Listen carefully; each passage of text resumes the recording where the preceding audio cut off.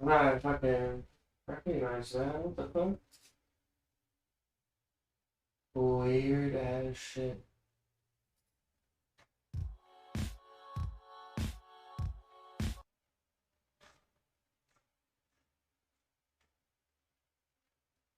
Fuck, I forgot to order the coffee. Oh shit. Oh, wait, GTA 4. Oh, that's while we were live. Damn, it's only been 14 hours since we were live. We like went for like 12 hours. That's pretty good. We did 12 off, 12 on. Let's go. Let me finish this Dunkin' order real quick for this coffee. Shit, watch part one already?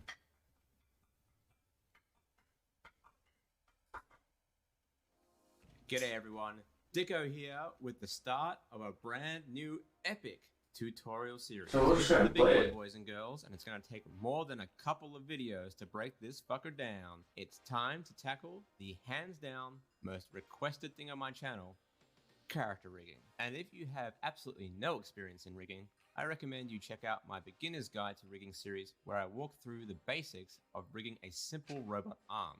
That being said, if you are a little bit familiar with the rigging process and you want... Hey. Yeah, this is the wrong series. This is what we were looking for. Ooh, see that on our lane there for a second. I was like, whoa, he's talking about... I don't remember this part of the video. I swear I watched it there. Hello everyone, Dikko here with another kick-ass walkthrough. This is part 1 of a multi-episode series that covers an introduction to rigging. I'm going to show you how to build this, a simple robot arm. No plugins, no paywall, and no bull. This first episode is for the absolute beginner, so if you feel like you might be jumping into uncharted territory, don't worry. This series will give you the basics you need for bringing your own models to life. Because this is going to be a pure rigging series, I'm not going to actually show you how to model anything. However, I will go into detail about what you should consider about a model before you start rigging. And if you can't be bothered modeling anything and just want to jump right into the process, take the time to download this free model I've made and follow along. Okay, we're going to approach this series with 6 broad chapters. They are understanding what an armature is made of, planning our rig, building our bind rig, creating mechanisms, and finally creating our controls. Now, if you're a complete beginner, I want to say a few things before we start. Yes, please. First is to be patient. Rigging is... If there's anything I've learned in life, it's that patience can be one of the most testing virtues, but also if you can practice it enough and get good at it, it's like really valuable. You can get through a lot of situations just by being patient. With yourself, with others. There's no reason to rush to get anything done.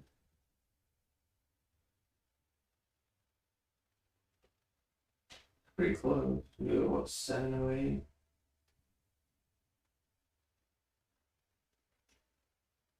Paid some credit card bills today. I feel good about that. Baby steps, you know. I didn't pay off the cards, but it will come.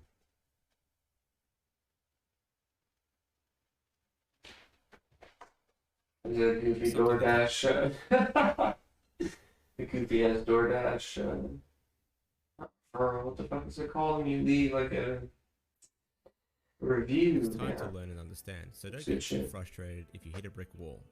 Take a break, get some rest, and come back to it. Sometimes the problems are staring right in front of you. It's okay to take your time. Secondly, try to have fun with it. Treat rigging as a puzzle that needs to be solved, and it will be all the more satisfying when things come together.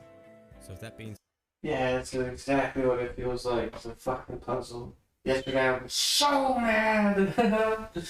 Said, let's get started.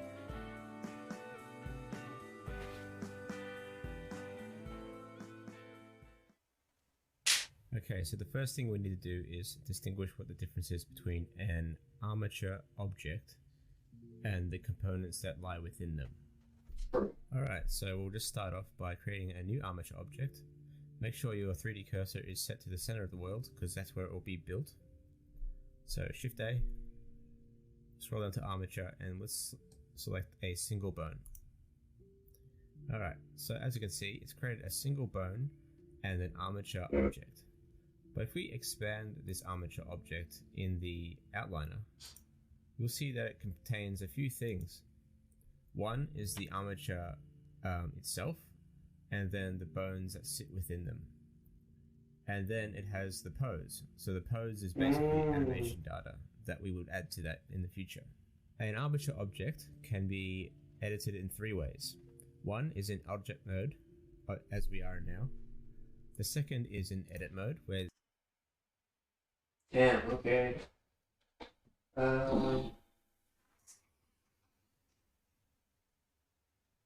This is where we would edit our armature to create new bones and lay out our actual armature for rigging. And the third option is pose mode, and this is where we would do all of our animation. Generally,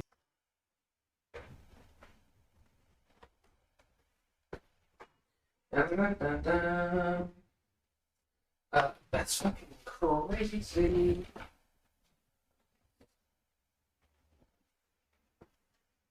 generally speaking, the armature in object mode is basically seems complex. You don't really move it around anywhere in 3D space unless you really have to. But for the most part, if you're going to move your armature around, you'll be doing it in pose mode. That's crazy. You know what I was just thinking about? Damn, see, this is why I fucking suck at school. Like, I can't fucking pay attention. We should have stream raiders going. Dang, I don't know. Anyway, follow that up. Okay, unlike other software out there, in Blender, you don't just create multiple armature objects and then start stringing them together with parent connections and constraints. It doesn't work that way. In Blender, all of your rig is housed inside an armature object. So all the bones you create basically sit within the armature object itself. So if I tab into edit mode with the bone selected, the armature selected, sorry, and start duplicating, for instance, I can push Shift D to duplicate bones. This is how we create our armature as we build out our rig. We can also create new bones by pushing Shift A, and it will create a default bone wherever your 3D cursor sits in 3D space. You can also extrude bones from one another out of other bones, and you can also subdivide bones as well.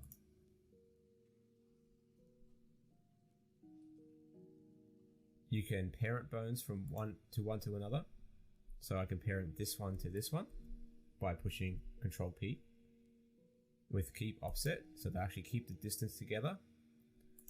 Or I can parent a duplicate bone to another bone like this one by connecting it using the parent connections and constraints. It doesn't work that way.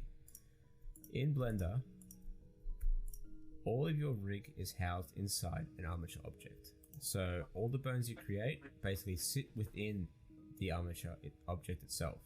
So if I tab into edit mode with the bone selected, the armature selected, sorry, and start duplicating, for instance, I can push Shift D to duplicate bones.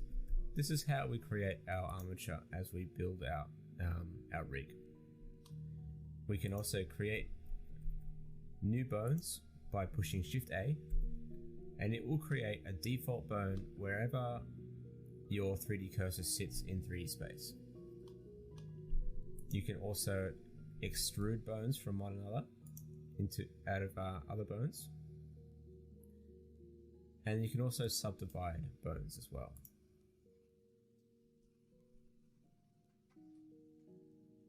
You can parent bones from one to another, so I can parent this one to this one by pushing Control P with keep offset, so they actually keep the distance together. Or I can parent a duplicate bone to another bone like this one by connecting it using the connection parent relationship, and that will actually link the bones together into a bone chain similar to what we got here. Okay, let's jump into edit mode and inspect what makes up a bone in Blender. So let's just zoom in. We'll select our bone and jump into edit mode. Now, a bone is comprised of three main elements. One, it's the head of the bone, which sits at the base here. The second part is the tail. The third part is basically the bone as a whole. So as a whole, you can move the bone around by selecting basically the shaft of the bone. Let's pop open the item tab on the side here and look at what we got here. So in reality, a bone is comprised of two joints connected by a child/parent relationship. The head bone determines the pivot. The tail bone determines the direction in which the orientation of the bone is in 3D space. Now, let's have a look at what happens when approach learning things or doing things. I don't have a complete understanding of like all of the pieces and how they work. Cause it's yeah, he could just be like, all right, place a bone here, right click, do this option, but like not explain how or why it works, and you just like, yeah, oh, it's working. But then when you're not following the tutorial and you're just doing something on your own, it's like you don't actually have an understanding of what's going on. And there's no one going to be there to tell you exactly what to do and what to click. So it's, I don't know, I like this approach a little bit. Even though it's hard for me to stay focused, just to keep reminding myself, like, no, this is good. I move the head around in 3D space. If you look at the transform properties, the numbers on the right side in the head properties are moving. The same happens when I move the tail. So if I move the tail around in 3D space, it has its own individual coordinates in which it sits in 3D space. Now if I move the whole thing together, they all move together with different values depending on where they sit in that 3D space. And all of these work together to determine the orientation of the joint or orientation of the bone in pose mode. So let me demonstrate. I'll just create a new bone and I'll edit it a little bit so it just has a bit of transformations on it.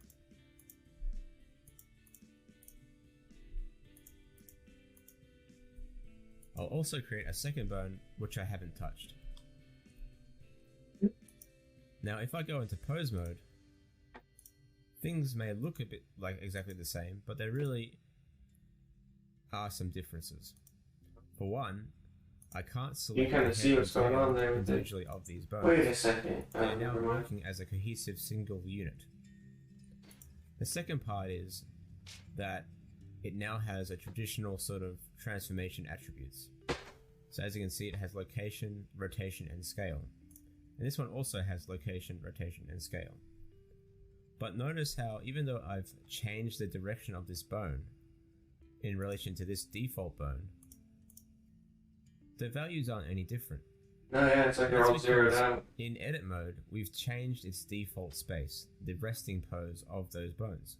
Basically, this is important when it comes to rigging because it determines our default bind pose that we work from when we start our animations. So everything has to start off at a 0 point. So therefore, when we build our joints and our bones so in my our mic might be significantly it louder. will be reflected as a 0 state, a 0 point state in the armature when we start. So to demonstrate, let me just move this one around in edit mode. I can move this around in 3D space, but again, it has 0 values. But if I rotate this in local space, in pose mode, notice how it's inheriting some transforms now.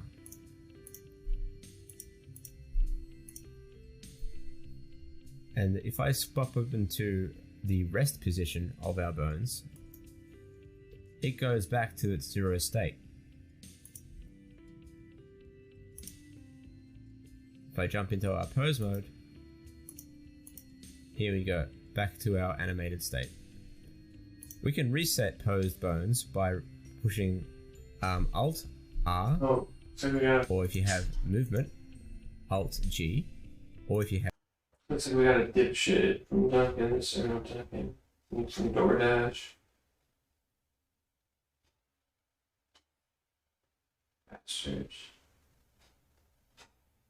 Oh, looks like it's gonna take an extra 30 minutes for them to get to you. Like, oh my god, why? So you picked up like 6 other orders as well? Like, what the fuck's going on? He's out there fucking, whoever it is. Cause it's like either the customer's happy and they're not like min-maxing the system, or they're min-maxing the system and the customer's not happy. It's like, yeah, they're making more money by min-maxing, whatever.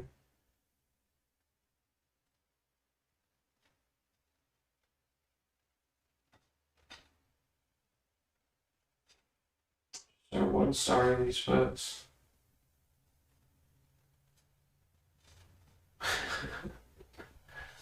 And then it's like, damn, this motherfucker is gonna get a $7 tip.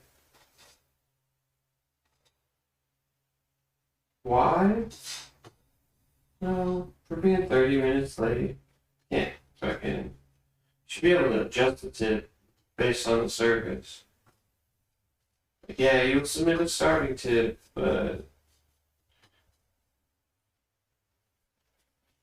Oh, it's gonna be an extra 30 minutes? Oh, that's 30% off your fucking tip. Oh, you can make it here all on time all of a sudden? Crazy, crazy. I'm late to work a lot, so I guess I can just shut the fuck up. It's fucking lame. You have scale attributes, you can push Alt S to reset those.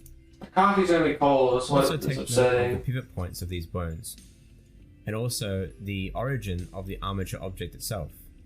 Notice how when we're in object mode, that the origin of our armature sits in the center of our world, where we created our rig to begin with.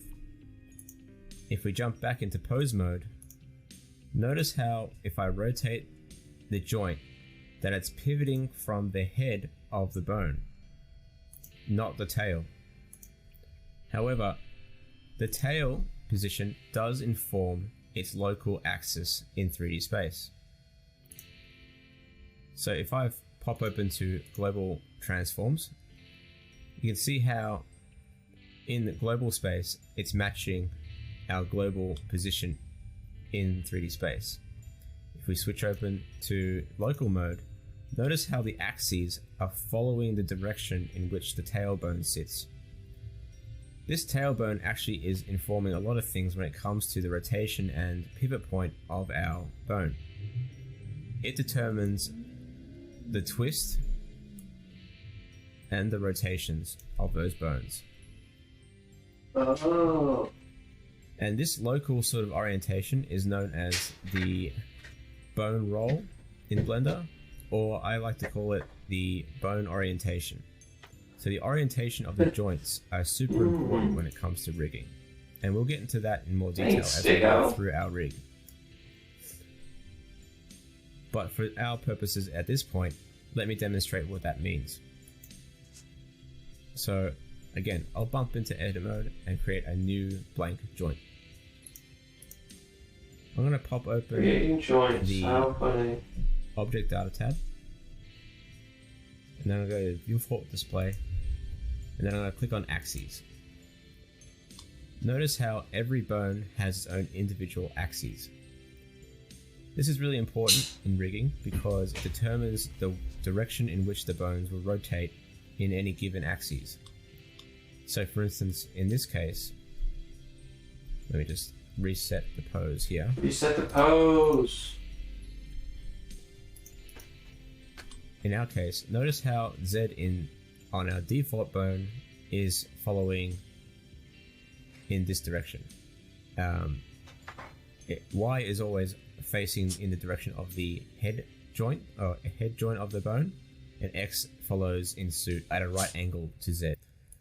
But also notice how, despite the fact that this whole object is a single piece, in pose mode,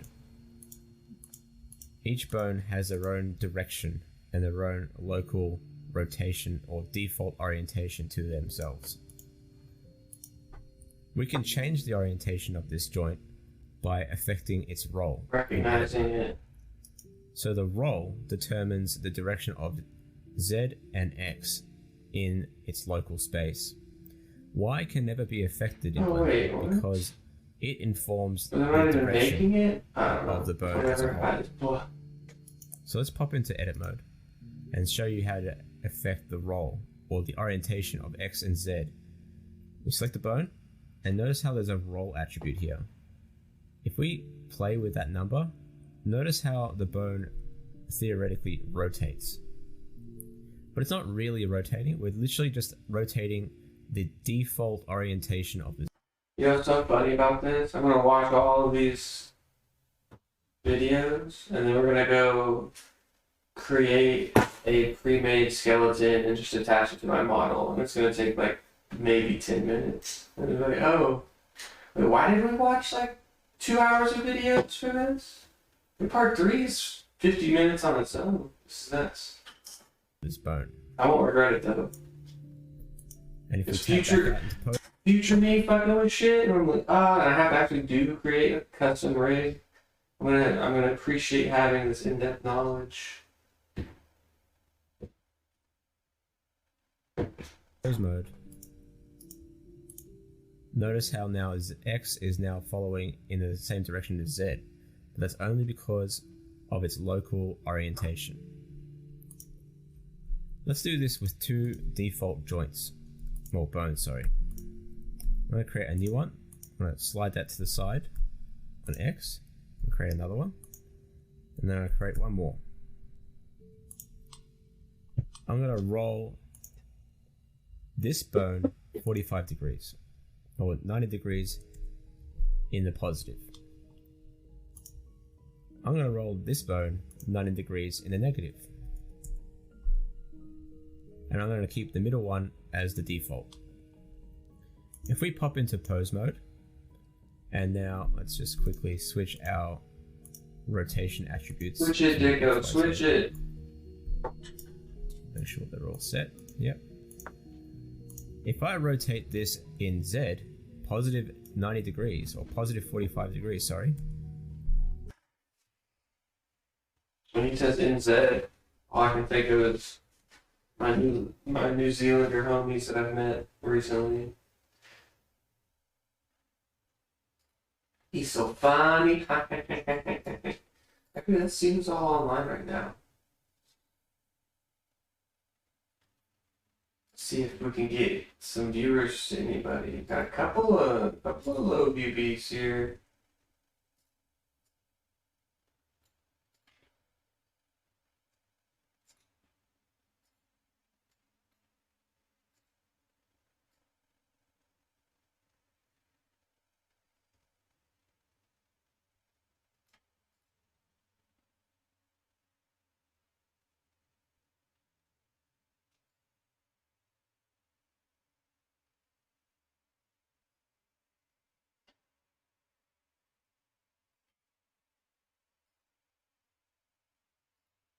Notice how it's rotating in this direction.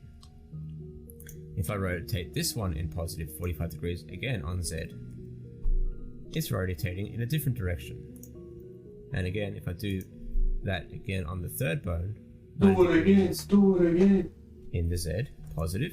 You don't know me, you ain't my friend. 45, sorry. No, it's rotating in that direction. I'll try to freestyle this more. And none of these are incorrect. They're all some of it was good, but a lot of it was not good. Amount along the Z axis. And that's only because we've changed the effect. Damn, that started singing too. The orientation of these bones. And this will be really important again when we rig, because we want all our bones to have uniform sort of orientation when we start rigging, especially along things like arms, legs, and the spine. Okay. And again, we can reset the pose by clicking Alt-R. Alt Let's reset R, the okay. orientations of these two joints here, these two bones. Select both of them, and we can actually use a shortcut to actually bring it back in line with our default bone. So to do that, select our three joints, or three bones, and we select the one in which we want the orientation to be matched across all three bones last. And then we click on Shift N. Shift N brings up a new little pop-up, and then we can say align or recalculate the roll to the last selected bone.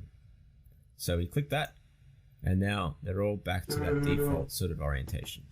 Alright, I think that's enough for today. In the next video, I'm going to cover the top 6 features of a good rig. But until then, catches.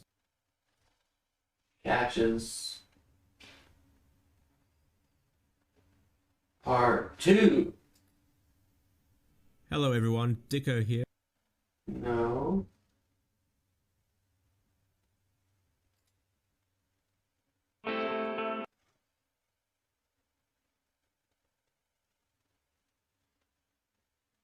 Oh wait, yeah.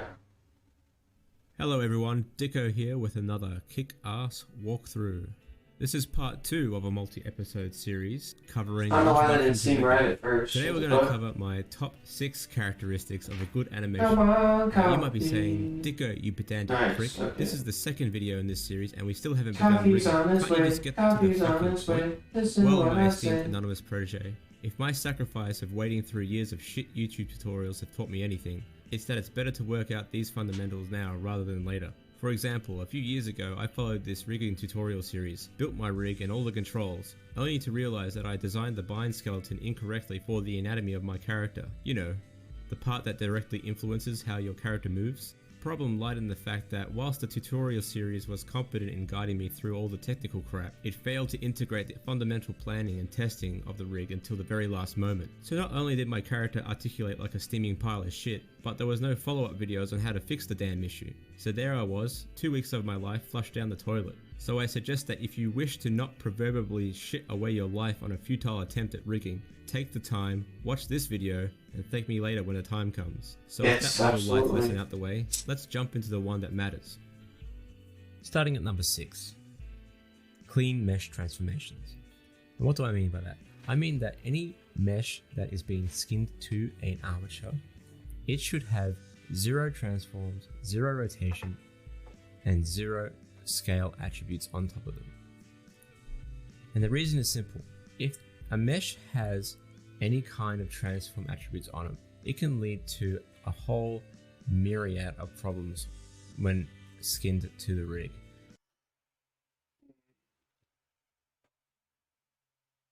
So do you think it's like...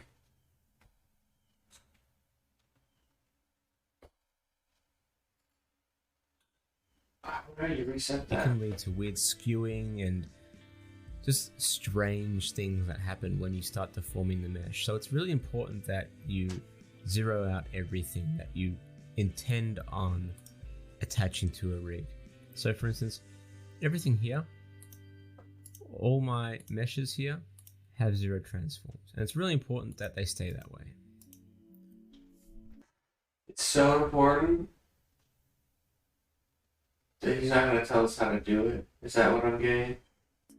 Number 5, easy to understand. Or did he say it earlier? Hold on.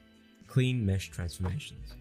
And what do I mean by that? I mean that any mesh that is being skinned to an armature, it should have 0 transforms, 0 rotation, and 0 scale attributes on top of them. And the reason is simple. If a mesh has any kind of... Well, I'm grabbing this fucking DoorDash.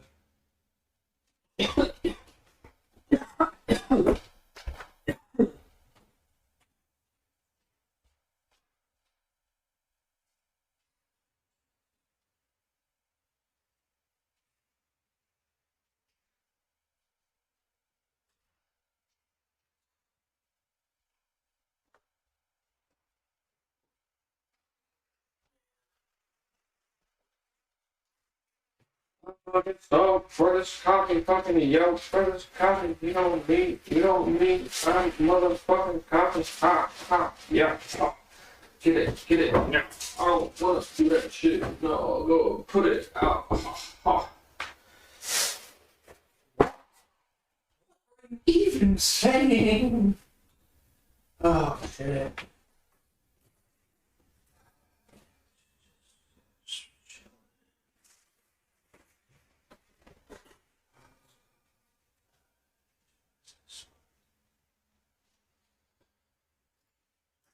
Transform attributes on them. It can lead to a whole myriad of problems when skinned to the rig.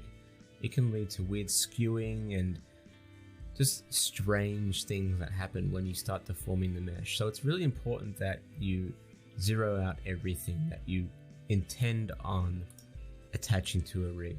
So for instance, everything here, all my meshes here have 0 transforms, and it's really important that they stay that way. Number 5, easy to understand controls. This one's a bit straightforward, but you'd be surprised how often this doesn't happen. A rig should be easy to understand to the animator, and by that, the controls should be easily understandable by the animator as to what they control. So, for example, let's have a look at my rig here. I have a global control at the bottom here. It's at the bottom because it determines where that object will be placed in the world. It's also a scale contributing control, so basically it scales the entire rig, so it should be at the bottom. And it has a nice little arrow at the front to determine where the actual front of that object lies. Because, you know, if you're moving that object around that isn't that particular control, you still want to kind of know where the front of that object is.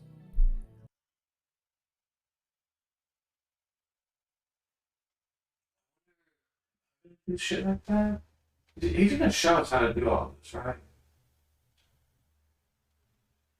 Another good example of a easily communicable control is this arm control here. It has a nice little line in the center of it. It determines where the point of rotation is happening, so it's telling the animator that the rotation is happening along the x-axis. The nice thing about having that line there as well is that it also provides a point of reference of rotation. Mm-hmm. So if you did have more than one attribute of rotation on this thing, say if this thing was rotating on the y-axis, so let me unlock that here, I was rotating that on the y, the animator would know that there has been some animation added into that onto that control. If it didn't have that line, it'd be a lot harder to understand where that point of rotation is coming from. I know that I've used rig in the past where without these lines I find it a lot more difficult to understand where and how far I've taken that animation and those rotations. Obviously there's this big honkin' FK-IK control. Normally they wouldn't be this big, but for the purposes of our tutorials I've made it this big so it's easy to understand. But basically, again, it's been clearly labeled with an FK-IK label, and the control is basically, it's a very obvious sort of switch, sort of iconography going on there. Number 4, 0 transforms on your control rig itself. This one's also pretty obvious, but you'd be surprised how often it doesn't happen. A control rig should have 0 transforms on it as well, especially because it's the part that's going to control the rest of the rig. And you want to have every control zeroed out because you need a clear point of reference as to how far you're taking that animation and those controls. If they have numbers already on those controls, it's really hard to know where the starting point of your rig is. So as you can see, again, every control in my armature has 0 transform attributes. As an example, if I want to exactly rotate this arm joint 45 degrees on the X, I know exactly that it's 45 degrees. Whereas if it already had transforms on it, I would actually have to do a little bit of math to add on top of that to give it the right number that I want. So we'll have to do fucking math, especially if it's like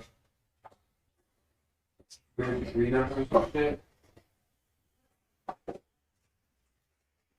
Let's see, why did it need it 13? But like, also as the animator, you could just fucking do whatever shortcut to like zero it out, tar it or whatever, and then lock it. You're like, oh, no, not lock it, but you know. Just saying. So really important to make sure that all your controls have zero transforms on them. Again, this also has an advantage in Blender because it's really easy to transform back into a rest pose. If I undo those rotations, it will go straight to zero, and I know with confidence that it has been set to that 0 point. Number 3, locked off transforms. By locking off transforms, you avoid issues from happening inside the rig. You avoid things from getting thrown off the rig, things going all over the place. You actually prevent things from breaking. Sometimes by locking off attributes in a rig, you actually prevent the actual software from crashing in some cases. For example, I have this arm control here. A few minutes ago, I unlocked the Y-axis on this thing. Look what happens when I actually use add some rotation to the Y-axis of this control. It's effectively breaking the rig. Because this is a very basic arm control, it's sitting on a hinge. Technically, this thing shouldn't be rotating on a hinge like that. It should only be rotating along the X-axis from the hinge. But because I've unlocked that Y-axis from and allowing it to be used, I'm giving the opportunity for it to break. Now, look what happens when I lock it off and I switch it over to rotate mode. I've only got one attribute to play with, and that's the way it should be with regards to this particular control. Conversely, this control here, the IK control, is allowed to have everything unlocked because it needs the free-for-all.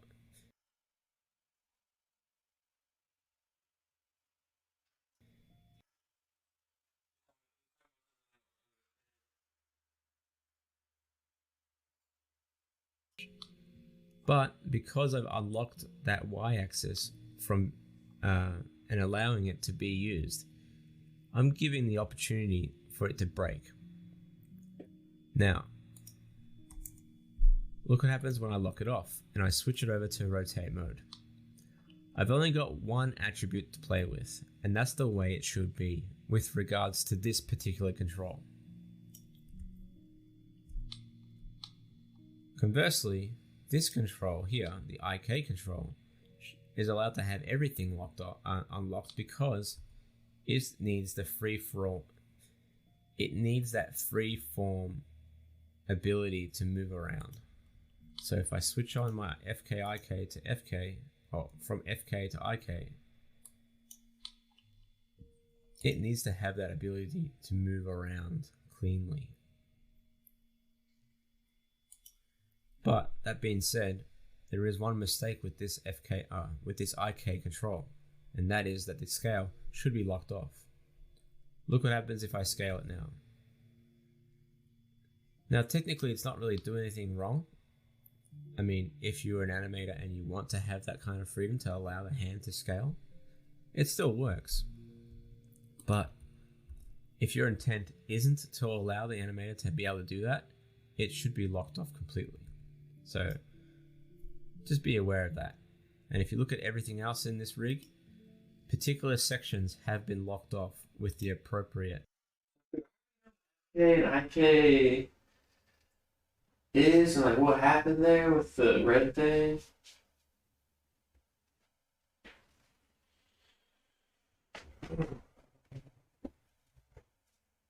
Oh, there's Stream Captain.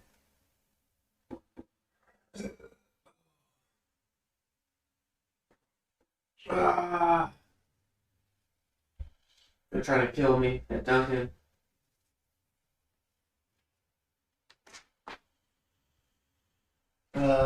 Whew.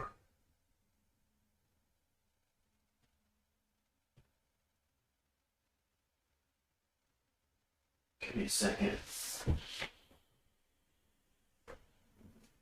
feel like I need to lay down on the floor.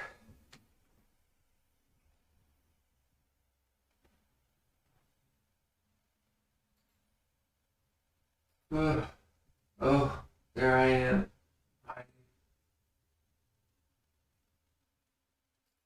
Blocked off, bitches. Ha ha ha. What am I supposed to do? I'm gonna throw up. I don't know what they put in those fucking things, but it wasn't good.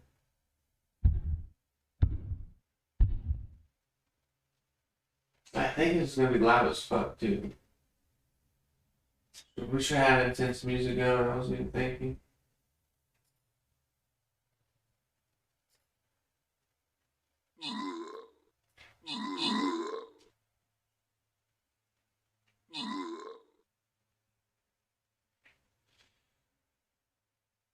Nice.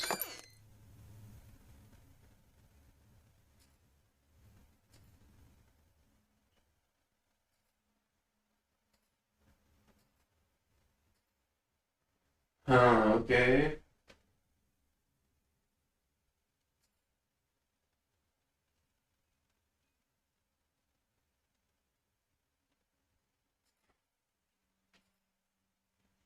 Set up another one.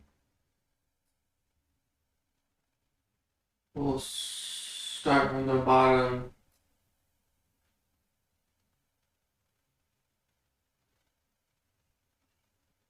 Oh. Cool.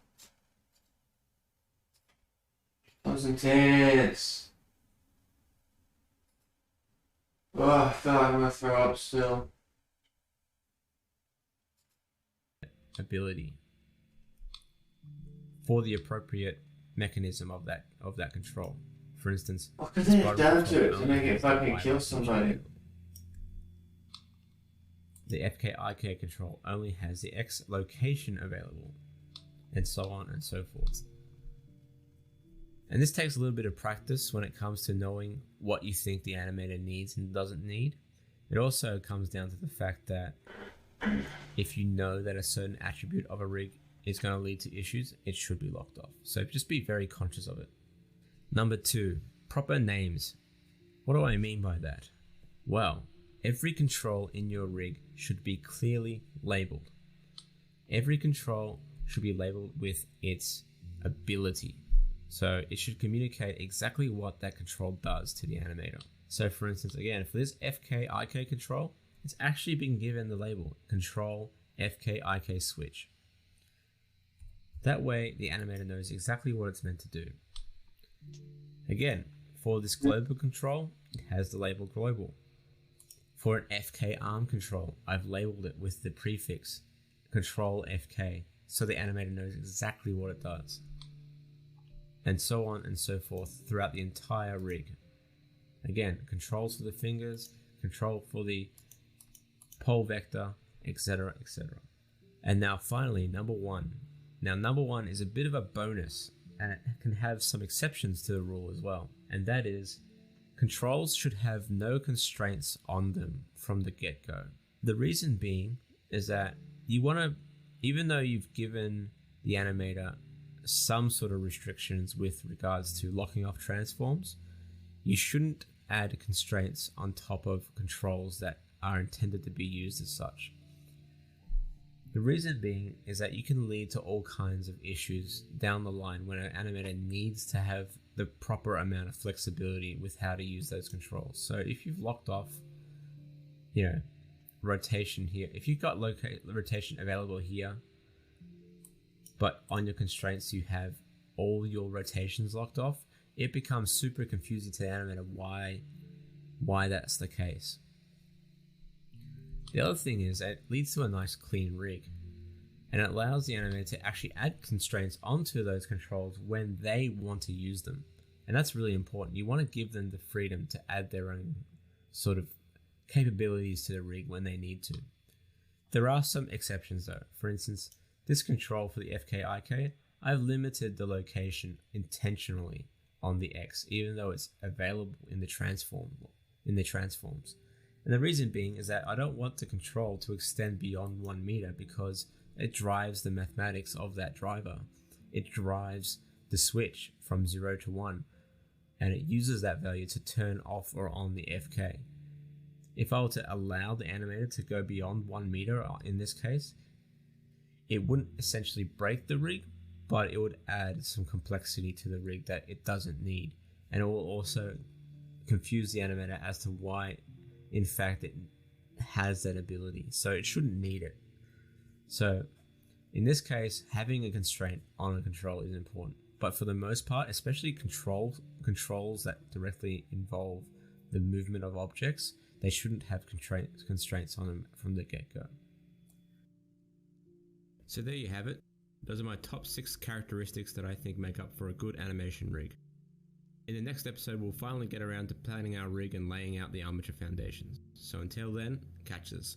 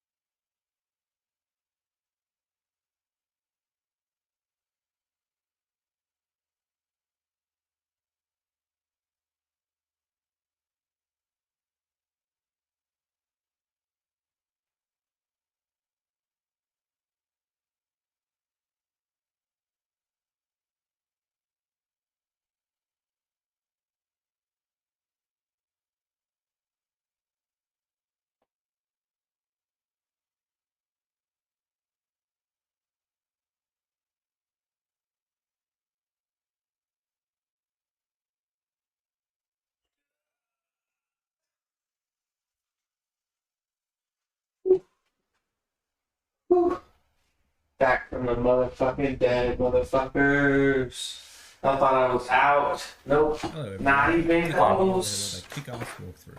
This is part 3. Sometimes you try to lay down on the floor, like soak it all in, you know? In this episode, we are finally going to start looking at building our rig, starting with the underlying deformation of it. We are then going to skin our mesh using some rudimentary weight painting techniques. Now, if you want to follow along with the same robot arm I'm using, take the time to download the original file with the link in the description below. So let's jump right in with a little pre-planning. Now, if you've watched my previous video, you would know that there are a few things to consider about the initial setup of an armature. One of the key things to make sure is that you've got your initial rig layout correct before we add any of the fancy stuff. So let's quickly cover that now. Alright, so I've got my file open here. Maybe there's like too much sugar all at once. Woo, we got in though. As you can see, there's nothing else besides the mesh. Just want to cover a few basic things to consider before you start the armature process. Let's go with a few basic things first. So one thing you might notice is that my object itself is zeroed out inside the world space. So basically everything has to be sort of centralized to the X and Y axis. The other thing is that all your transforms on the mesh will be completely zeroed out, something that I mentioned in my previous video. The other thing to consider is that you put all your mesh objects into a single collection so you can keep it nice and organized. And also, if you want to, just make sure that you've named all your geometry as needed. When it comes to building the armature, there's a few things I would like to cover as well. So one thing to get used to and understand is the nature of the object you're trying to rig. So if you're rigging something that's mechanical or something that's organic, you need to take into consideration different points of articulation that that object needs to have. So in this case, we're using... I feel fine. I just ate. I ordered this food. I ate these. They were questionable looking. I actually saved one of them. There's 3 of them in there. But they look like something like somebody fucked with this shit.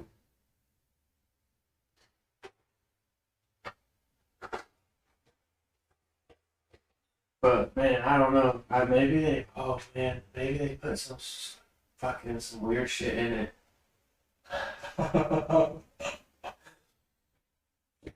I'm feeling good. I'm feeling good. It's just like I would say like the last 10 minutes, maybe 15 minutes after I consumed those little like donut holes and drank like a third of this coffee. Maybe it's like a lot of sugar. I imagine it is a lot of sugar. I started feeling ill, and then it like kind of gave me vertigo for a moment. So I started feeling nauseous and had to lay down on the floor. But as I lie there thinking, is this it? Is the Lord taking me? I realized that I may have just been overreacting to the sensation of like nausea, and that I was actually just fine. And then like I started to calm down. I was like, oh, okay, we're good. That's when I got up and I was like, yeah, we survived it or whatever. Using in this case, we're using a mechanical object. So, for the most part, or entirely in this case, our armature is very rigid. It's going to be very rigid. There's no smooth deformations between, say, the joints of the arm and the the length of the arm, for instance. Everything kind of has its own sort of space to sit in. The other thing to note is where the joints should be built within the rig. So, for instance, if you had an animal or like a dog or something, you'd need to know where the hips lie in that animal, where the center of gravity fits on that animal, in order to give it the animator a realistic sort of a realistic base to work from when they start animating. So in our case, because it's a static object mostly, there's no wheels, there's no legs or anything like that, we can start planning our rig from the bottom up. So we have the base of the rig sitting at the base of the arm, and then we sort of extend the joints outwards. You gonna get in the 3D modeling?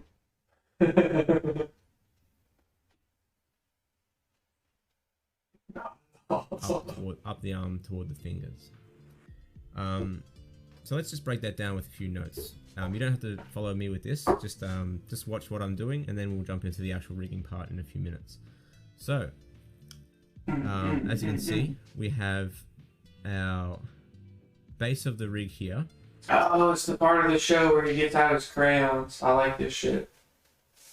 He had a few parts on his the modeling tutorial I watched. Shit, if I can do it, there's not very many people that can't. Dude, I'm like halfway there, you know, like maybe. And that's actually in 3 parts. So we actually have the base, the actual base here, and then we can have a potential point of rotation here. So this is the first point of rotation.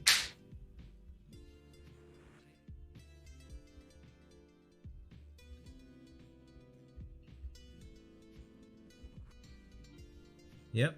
So the nice thing about this base here is that it only has to rotate along a single point that is vertically, basically. It has to rotate around that vertical center of that object. And then we have our second point of articulation, which actually is the beginning of the arm. So here, the hinge, the first hinge sits here. Don't you build all this shit out in like the group hierarchy? Right, like the base would be grouped is like the main. Anyway. And then we need to have. Right, and then like the tier up from that would be that hinge that he's talking about now.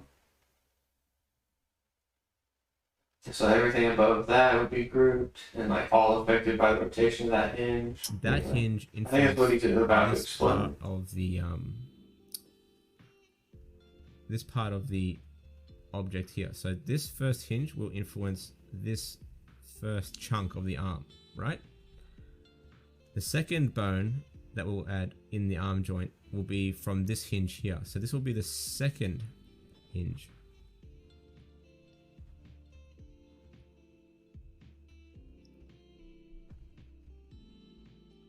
Now notice how between these first and second hinges there's only one point of articulation, and that is basically horizontal along the point in which the arm can rotate. So it can't rotate in any other direction. So say if you have a priority to have it rotate on the X, you would lock off the Y and the Z. And here's where it gets interesting on the hand. So the hand actually is this whole chunk. And notice how we have a sphere at the top here. You think in some cases that you'd actually put the hinge here, but that's not the case. You actually put the hinge in the center of that ball, right here. So inside that center of the ball is where we'd have the hinge influence this entire block of movement. Because we want this actual blue part of the rig to sort of rotate around that ball as if it were sort of like the BB-8 robot in Star Wars. So that will be our third hinge. But rather than it being a hinge, it's actually a ball joint. So we can call it a ball joint.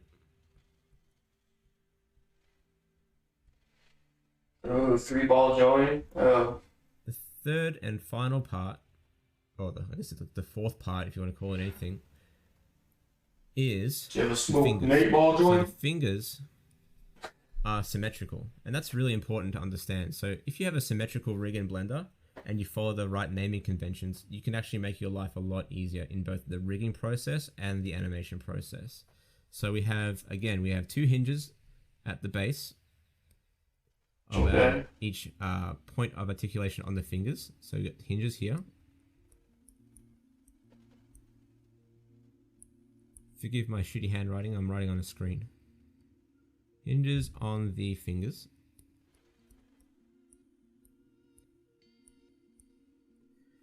And we essentially only have 2 knuckles, if you want to call it, if you want to have some sort of analogous thing to our own hands. 2 knuckles.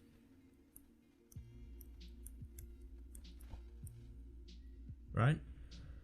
And this setup, because we understood and broke down the actual flow of the mesh and how we wanted it to move, we can build our rig around those principles. So we know now that the base will influence the entirety of the rig, but then in a sort of incremental way, we add more flexibility as we work up the rig.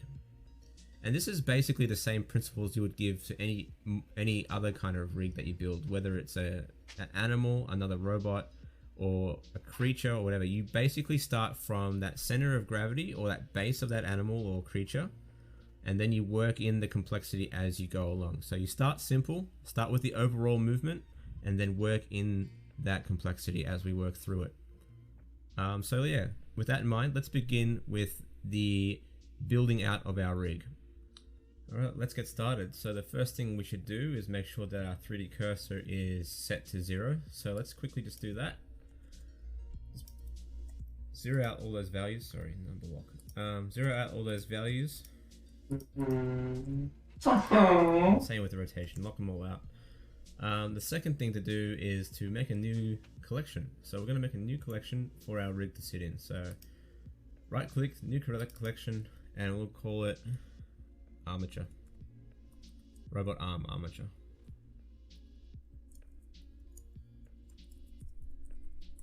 Yep. And so basically what's going to happen is I'm going to watch these videos.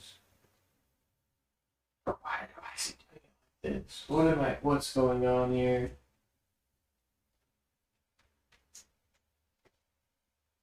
I feel like I'm wasting my anything that we time. create, as long as our collection is selected, at least in 2.81 or 2.8, will be created in there. Alright, so let's create our first armature. Shift A, scroll down to armature, and select single bone. Alright, so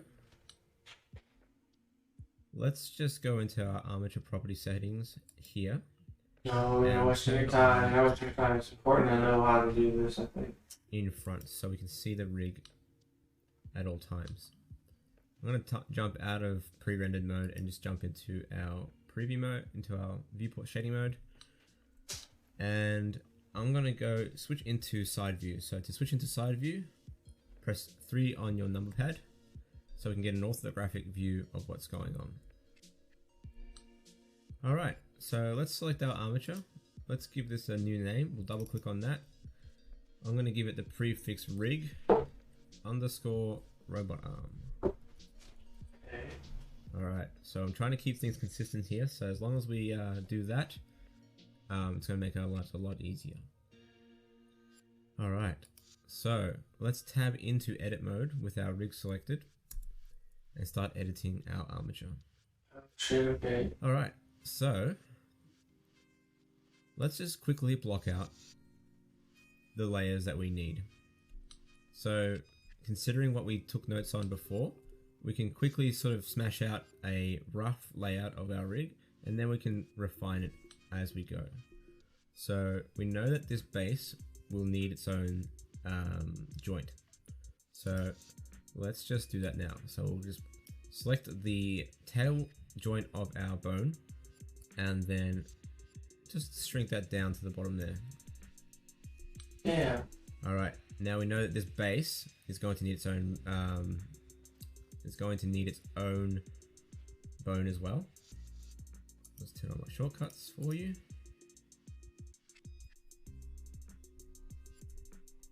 Alright, and to extrude a new bone, we just push E on the keyboard and then we can lock our extrusion vertically with the Z, pressing Z on our keyboard, and then we just drag that up to a point that we need it to be.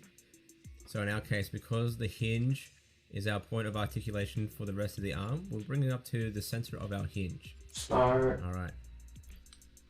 And again, let's extrude all the way up to the next hinge. We're just going to extrude another joint out. So it creates a new bone all the way up to our hinge up here. And again, we're going to extrude because we know that the pivot of our hand is going to be at the center of this ball joint. We want to extrude the next arm joint up to the center of that ball. So let's extrude that again. Just click and drag and just roughly put it there. We'll clean this up as we go along. Alright, so we got our hand joint, our hand bone, sorry, and we'll extrude that upwards in a straight line up to the base of our fingers. Alright. Now, we know that our fingers are going to be symmetrical, right? So let's just tab into front view by pushing 1 on the keypad. We'll bring you into front view. Notice how, because we've been extruding our joints in orthographic mode, that the joints based on the origin point of our rig, it's being created basically in the center of the world, which is great for us. So that means that all our joints up and down our rig so far are basically sitting perfectly in the center of our world, which is perfect for our rig. But now we need to create some joints or some bones outside the center line of our rig. We need to create some on the side, outside of 0 point. So to make my life easier, I'm going to select this bone and duplicate it by pushing Shift D. And then I'm going to drag it to the side here, right? I know that it's going to be a 2 bone chain. So I need to subdivide this. So chain, huh? A point of articulation. Look at you. First knuckle. And Look then at us. point of articulation on the second knuckle. So rather than shrinking this down and extruding it, I'm simply going to subdivide it by selecting, right clicking in my case, because I'm using the left click select, right clicking, or push W if you're using right click select, and select subdivide. And that will subdivide the bones perfectly to where we want them to be. Alright, so before we go any further, there's a few things we need to fix, and one of those things is, again, part of the rules that I listed in my previous video, consistent naming of our joints. So right now, as we've been creating our joints, it's basically just giving them the name bone 1, bone 2, bone 3. And if you're trying to be a consistently good rigger, that's horrible for us. So we're gonna go and quickly rename these deformation bones to suit our rig. Alright, so let's go back down to the bottom here. We got our first bone here. Alright. Switch over to the bone tab on the properties panel, and we're going to give this a prefix of DEF for deformation. So these bones are all going to deform our armature in one way or another. Alright. DEF base .001 for the first one. Our second one, I'm going to give this the name base 2 because it's kind of part of that same structure. So I'm going to call it DEF underscore base .002. And now you might be wondering why I'm putting 2 zeros in front of my numbers. And there's a reason. Blender likes it. Blender, when you create duplicates, it will just basically create the suffix 001, 002, 003. So I like to stay consistent with Blender's naming conventions as well. Smart. We got our first arm here. So you can call it anything you like, but let's be consistent. So I know that this is going to be arm 1. The next one will be arm 2. I'm not going to call it hinge 2 because it could be called hinge 2, but because I'm trying to be I'm trying to give Shut the fuck up! The right name to suit its function. So I know that it's basically functioning as an arm bone. Not necessarily a hinge bone, but an arm bone. So I'm going to give it the prefix DEF underscore arm .001. And I'm going to repeat that again in the second bone. DEF arm .002. Now this bone here, again, just use your common sense when it comes to naming things. Or if you're doing a very specific kind of rig, for say like an animal that has specific arm parts or physiology, it might be good to actually name them according to, you know, the actual physiology of the animal. So if they have like a dorsal fin, you might be worth calling it dorsal fin, for instance, you know. Anyway, I digress. So let's just give this the name hand.001. Alright, and now that comes us here to the fingers. Now the fingers, because they're going to be part of a symmetrical mirror of each other, Blender has a very smart way to create symmetry in its rigs. It's down to the naming convention. So as long as you're consistent with the naming convention of Blender, you can easily symmetrize an armature accordingly. So I'm going to give this the prefix DEF finger .L.001.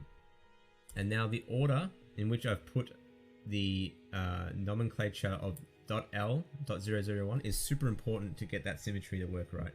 Because Blender, when it mirrors joints, it doesn't mirror joints usually on the basis of its location in space.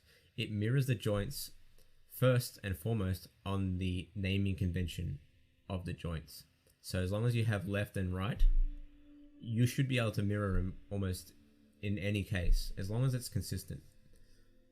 That being said, the second finger, same name. You can actually copy and paste names as well, and it will automatically number the joints or the bones of that object. So just hover your mouse over the actual name, and you can just push Control C.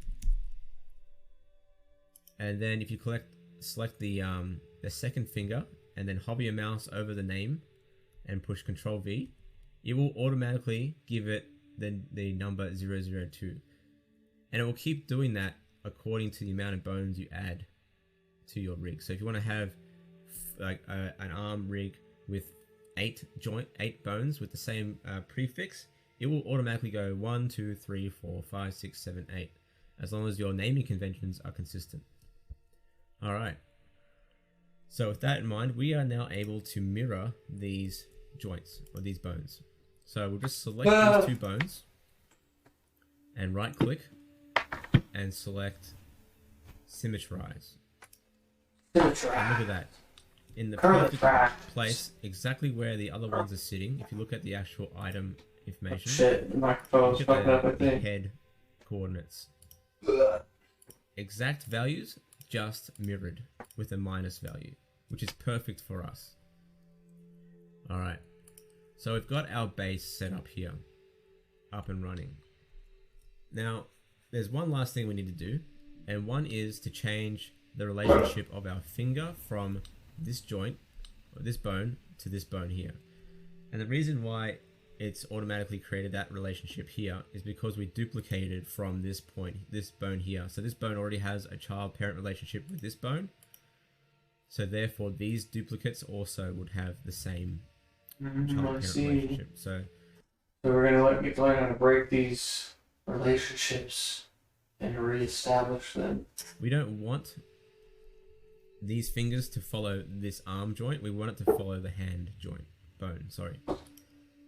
So select the bone, select the hand bone, and check this out. If you go to your tool settings on the side here and have the word, have the checkbox X-axis mirror selected, it will automatically parent our mirror version of our joint, our bone, to the same bone. It will duplicate the. Oh shit.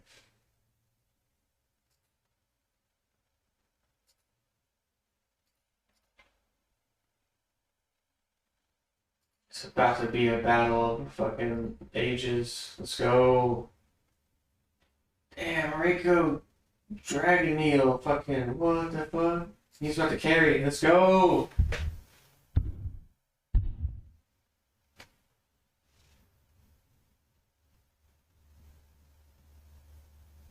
This is not epic music at all.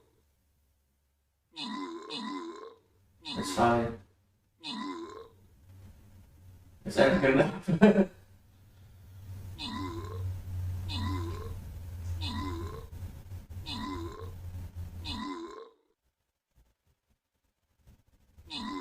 Damn, his sword is wicked.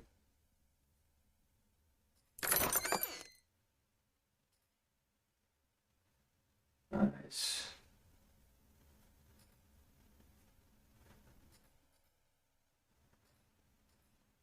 That was tight.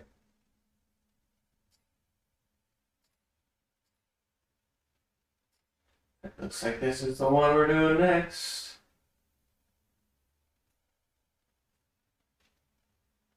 Oh wait, we got road level 5. Let's try that out. Wait a second, it's just that one squad right there? They're gonna get fucked on, what the hell?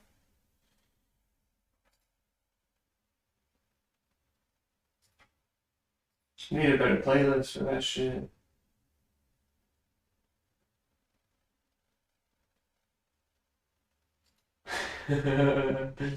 Alright, anyway. Back to the training. Bones here, which is super useful. And again, it comes down to our naming conventions of our symmetrized bones.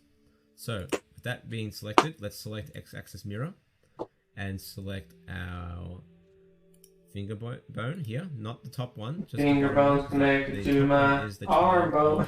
Our first hand bone. We will select our finger bone. How many of y'all have been finger bone before?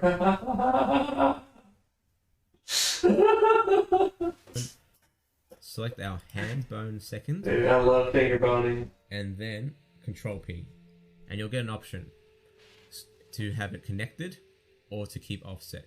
In our case, we want to have it keep the offset. Look what happens when I push connected. It actually connects itself to those bones. I don't want to do that. We want that. We want to keep its location in 3D space. So we want to keep the offset. So let's do that again, but with keep offset turned on. And you will see the relationship line changes from this bone automatically bone here. So this bone already has a child-parent relationship with this bone. Sorry, I So missed therefore, that. these duplicates also would have the same child-parent relationship. So we don't want these fingers to follow this arm joint. We want it to follow the hand joint bone. Sorry.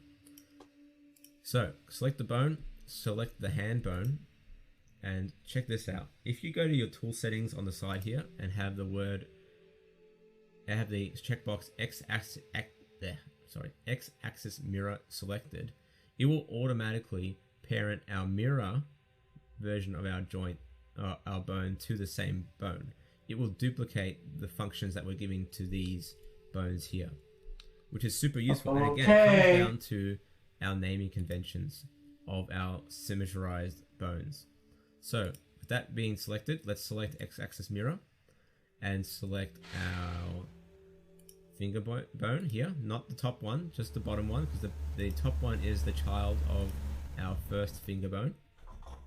We'll select our finger bone, select our hand bone second, and then Control P, and you'll get an option to have it connected or to keep offset. In our case, we want to have it keep the offset. Look what happens when I push connected.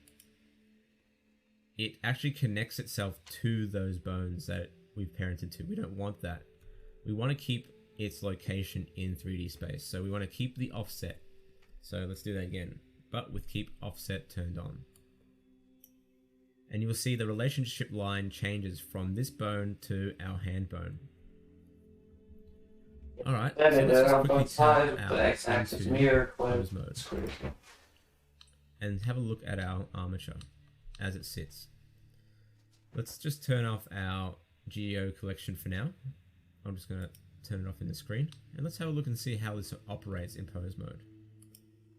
If you look at our transforms, you'll see that everything's zeroed out because of the way that Blender operates.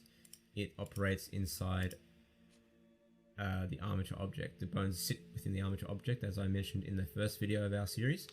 So therefore our transforms are already zeroed out, which is awesome for us. But let's have a quick look and see how this thing articulates.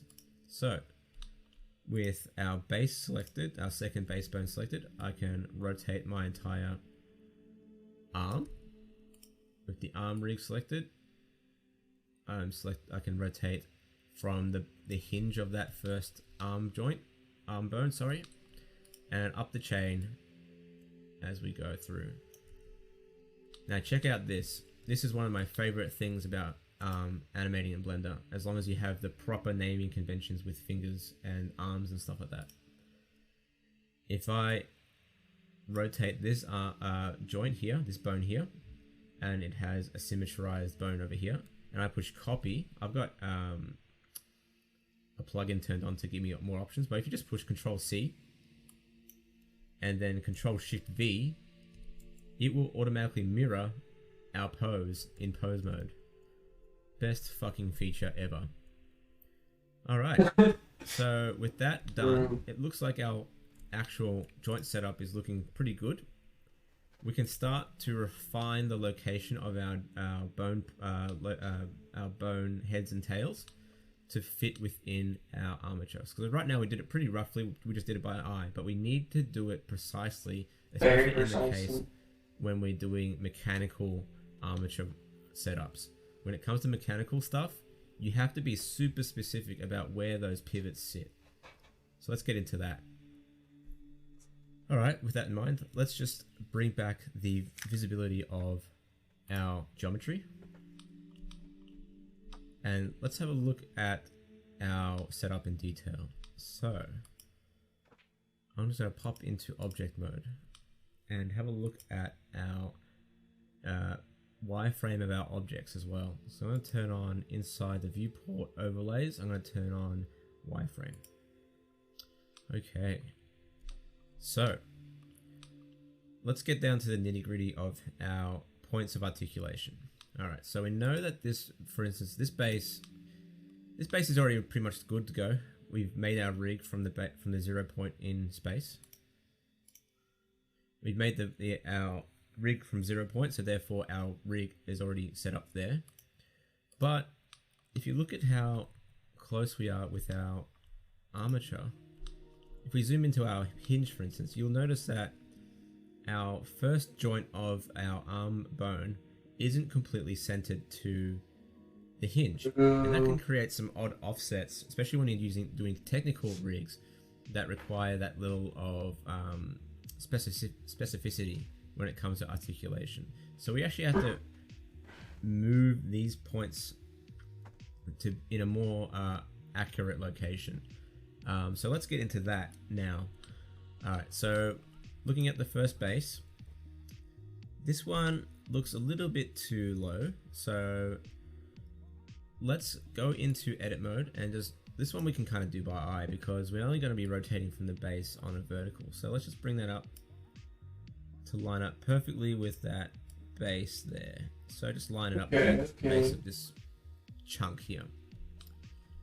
Now when it comes to these stuff like hinges, we have to be a bit more specific, and this is where the 3D cursor really shines. This is what makes the 3D cursor awesome. Obviously when you first open up Blender, it happened with me as well, you start moving around the 3D cursor by accident. I'm like, what the fuck does this thing do? It's getting in my way.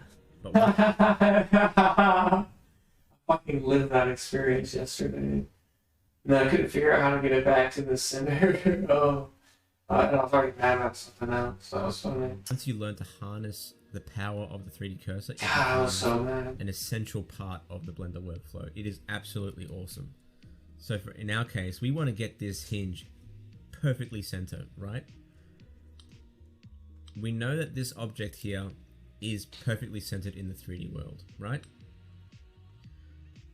Unfortunately, our point of origin is centered down here. So if we move the 3D cursor, assign the 3D cursor to match the location of this hinge, it will go to the center. But we can actually move the 3D cursor to the center point of this object here.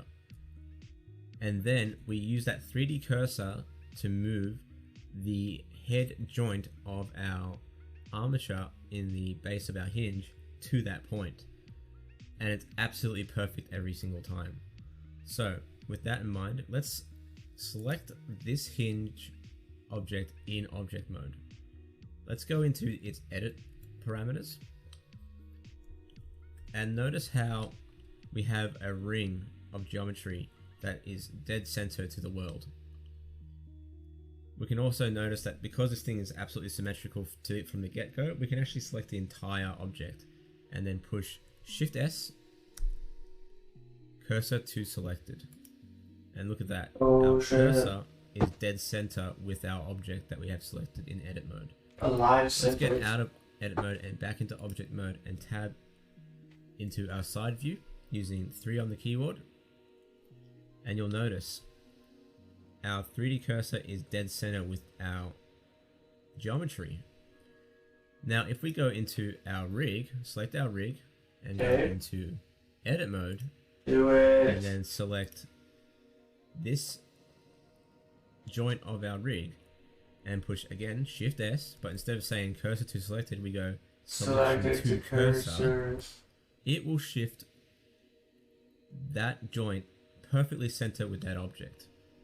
And now our job is to do the exact same thing along the entire joint chain to make sure that our point of articulation is absolutely perfect with our rig, with our geometry. Now again, jump out of object mode. We know that the next hinge is up here. We have to do the exact same process with this hinge. And again, notice how our point, you might not see it on the screen. No, I see it. Our hinge joint is completely off with the actual hinge center of the hinge. So tab into edit mode with the object selected.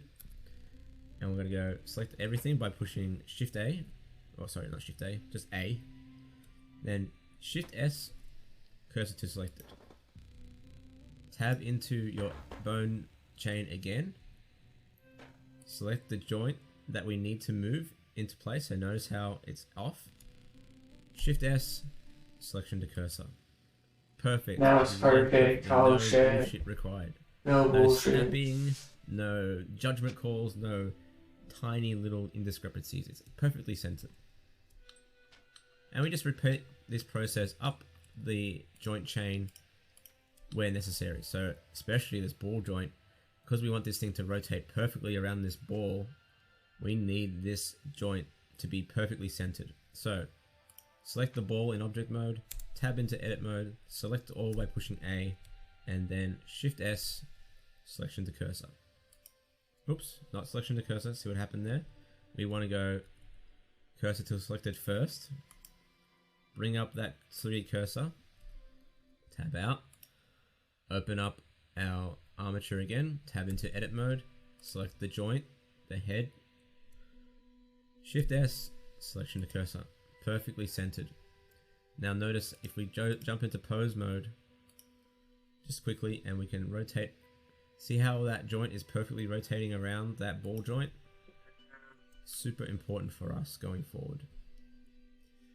Now for the end of our hand joint, it's not that necessary to be accurate.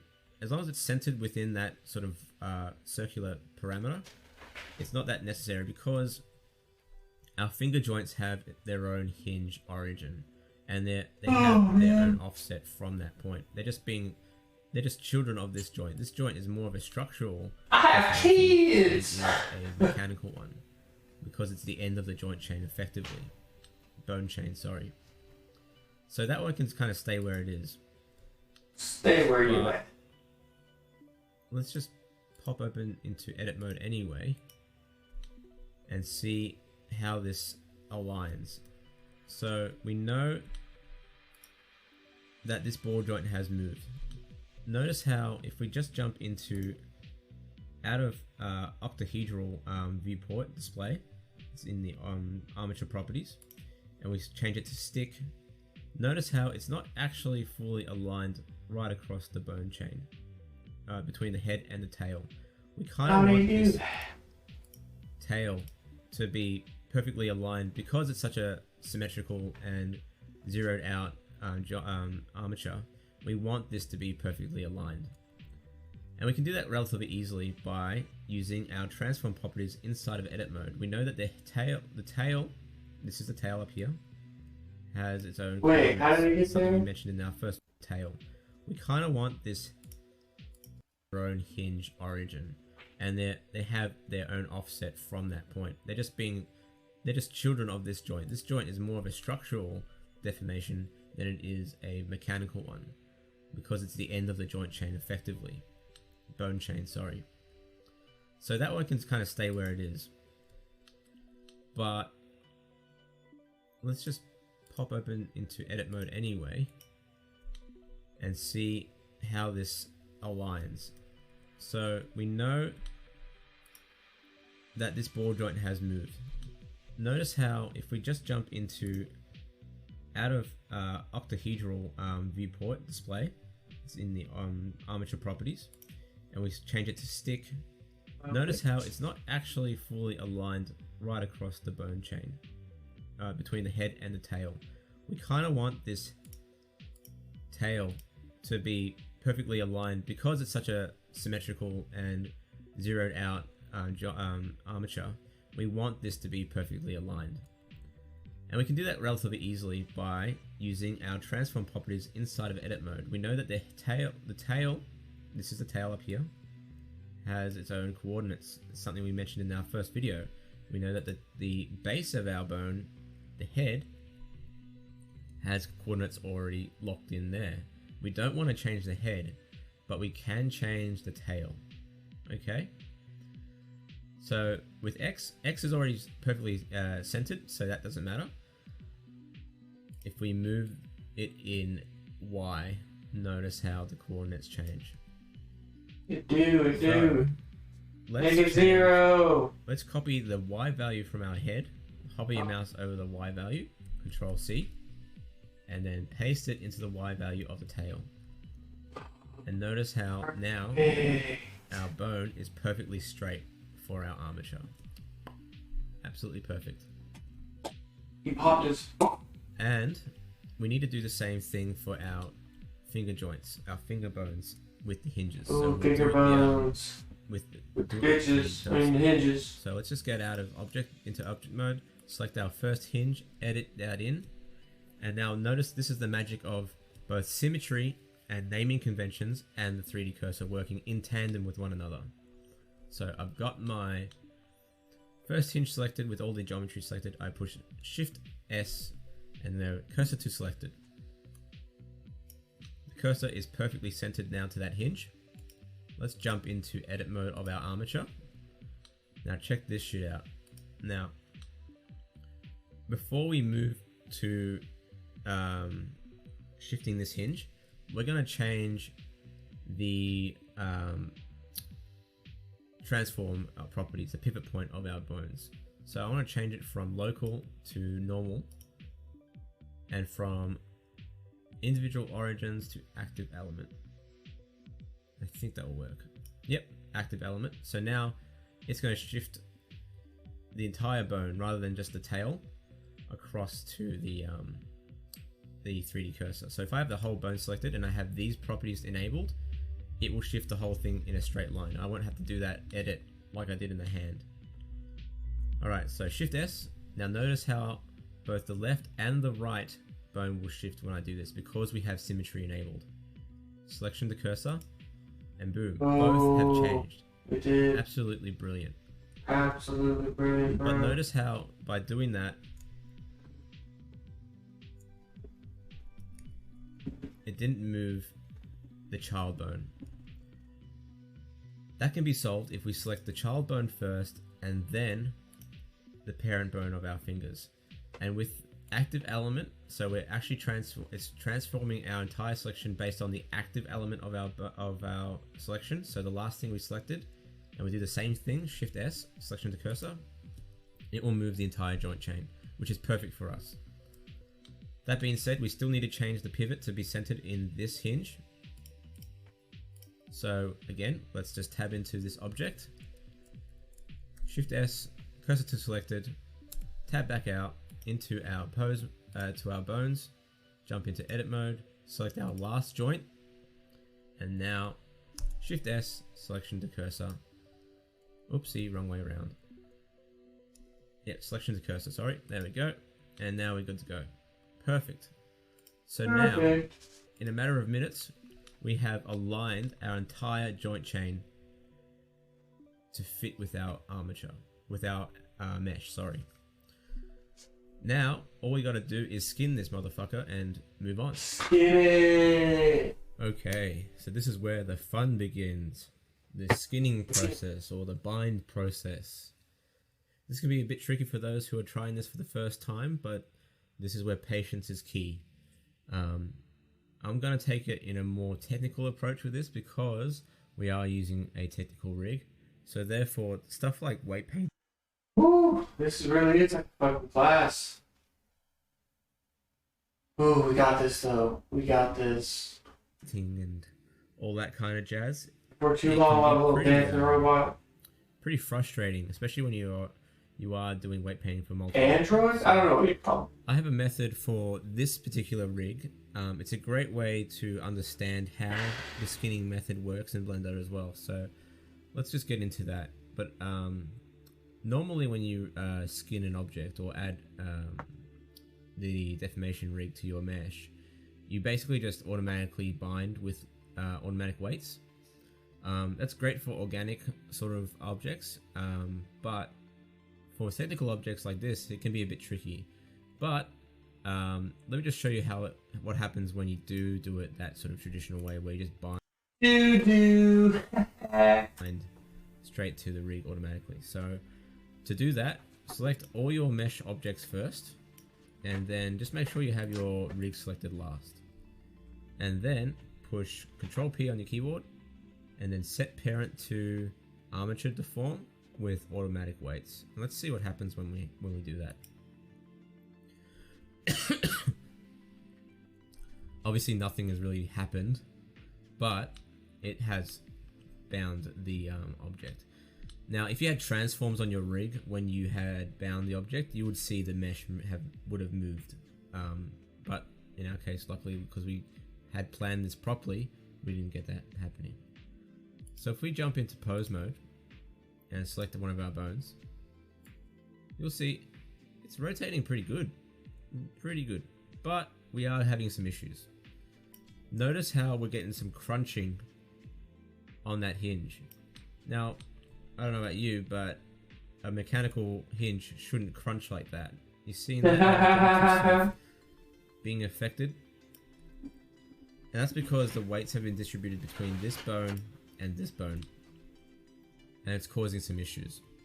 So, rather than doing it in that way, we're going to bind this thing with some empty weights, and then we're going to assign the vertex weights manually.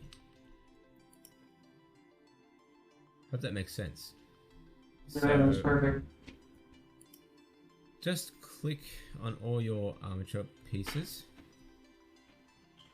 Alright, so make sure if you've done what I just did then, that you delete the vertex groups all completely. So I'm just going to delete them quickly now with every object. Unfortunately, because I have multiple objects in this armature rig, it's created the vertex groups already. So I'm just going to quickly do that now. I'm going to delete them all by pushing the mesh, and inside the object data panel, I'm just going to select delete all groups. I'm just going to do that with everything, just bear with me. I've also got these groups because I actually used this mesh to build the initial rig in the supplied file that I gave in the link below. Alright, cool. So if you've done that, you may have had some vertex weights on the file that I provided as well, because I used that as well as a base for the file that I supplied. So maybe if you went through and just deleted everything by hand as well, that'd be good. Anyway, so now if you look at our rig and our mesh, you'll see that there's no vertex groups, and the only modifiers we have are, you know, they should just have whatever modifiers I gave in the supplied file. So no armature nodes should be already on there. So delete those if in case there are any there. Alright, that's all good. Alright, so what you should have is your armature with no vertex weights, no armature modifiers on there. We're going to select our mesh, and then we're going to select our bone chain, our armature object, and then we're going to push Control P, but this time instead of saying automatic weights, we're going to go with empty groups. And look what happens when I push empty groups and I try to articulate the armature.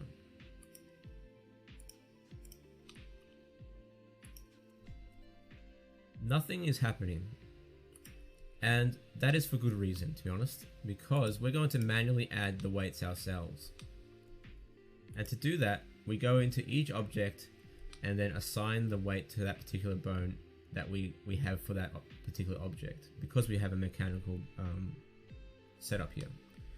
Now, by default, if you have other modifiers on an object, particularly subdivision modifiers and bevel modifiers, you want to make sure that the armature modifier sits on the top of our stack, not below the subdivision or bevel modifiers, because it actually adds to the calculation, and it also causes the weights to not distribute very well, and it makes it super hard to weight paint as well. So what you want to do to improve performance and to make your life less of a living hell, bring the armature modifier of each object to the top of the stack by pushing this button here. So you want to have your armature modifier sitting on the top at all times, for most rig setups. Alright, so with the first object selected, I've moved my armature to the top, sorry. And now let's go into our vertex weights and see what's happening here. It's actually created all the vertex groups of our rig based on the naming conventions we've given our armature bones. And now this is why naming your armature is super important. Now what we can do is basically just assign the weights of our bones 100% to each object as we need them to. Very, very, very cool. So rather than painting it manually, in this case we're going to go with a more technical approach. I'm going to tab into our object that we have selected. In this case it's the base. And because the base has been given a bone assignment of base, we can actually go and assign 100% weighting of that base joint to our base vertex group. So if I assign that, and that's all we need to do, just assign it 100%. We do this with the same the next object, because we're going up the joint chain, we're going up the bone chain, and we've added that complexity as we've built our setup and we've named everything properly. We can just go back into tab into this object, select everything. Well, first I gotta select everything, and then because I know that this bone is called base 2, I can assign it 100%, and that's all I need to do. And I'll just keep on going. In this case, because it's the hinge object, we can do either the base object or the arm object. But in my case, I'm going to go with the arm. So tab into edit mode, select all my vertices, and then select arm 1, assign.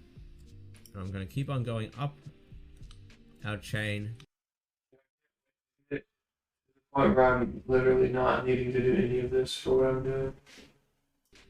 Until we get to the end. So in our case, the arm joint, this arm mesh is assigned again to arm 1 because it's part of that hinge, arm 1. I'm going to click on that. Next hinge is the second arm, part of the second arm, so arm 2, assign. Select. Make sure you select the entirety of your mesh. So tab A, press A to select everything. I'm going to select. Still get to like see him navigating the menus and doing shit though. You can get a good feel for the program, you know. Arm 2 again for that joint. Now this ball joint, I don't want it to rotate. This is more of an articulating structural object, so I actually want it to be a child of my arm.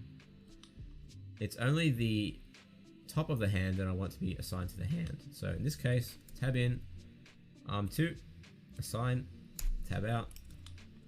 Again, in this case it's a hand, tab in, select everything, hand 0, 1, assign. We're going to do the same thing for the hinges now. Now notice that we have, when we mirrored our joints, our left side, it actually automatically named the right side of our armature as well. So we know that this is the left side, so we're going to give it the assignment of finger L.001. So tab in, select everything, finger L.001, assign. And again, hand, finger L.001, assign. In this case, it's the second hinge, we're going to go with 002. L, assign,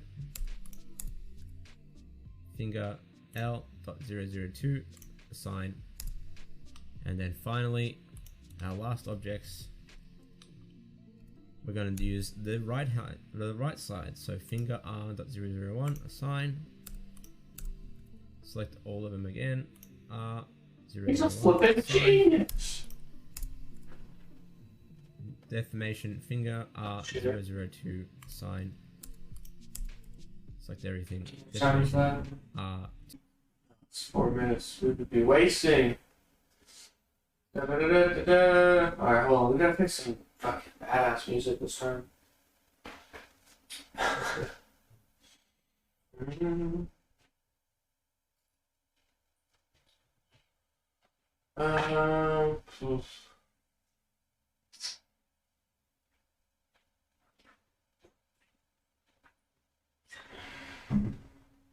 Wait, what is good music to play for a fight?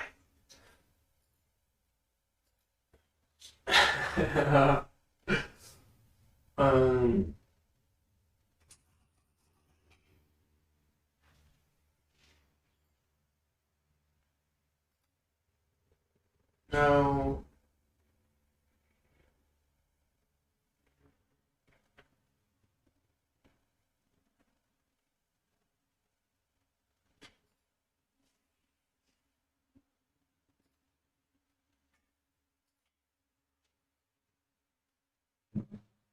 Start when the drums start.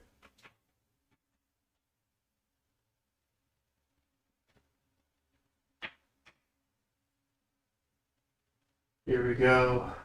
Who's ready for the battle? I'm ready for the battle.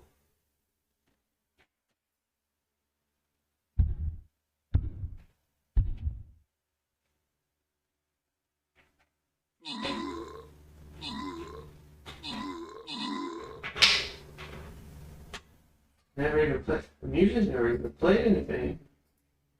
Just like fucking whatever. It's fine. It's good. It's great.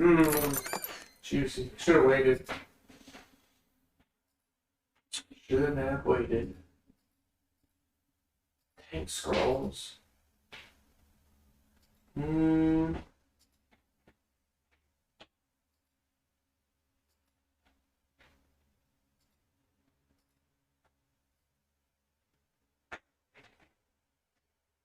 Interesting.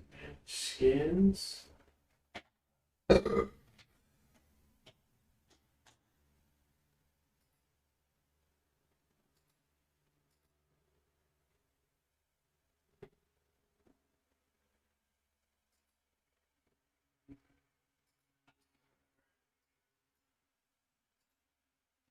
Whatever. Wait.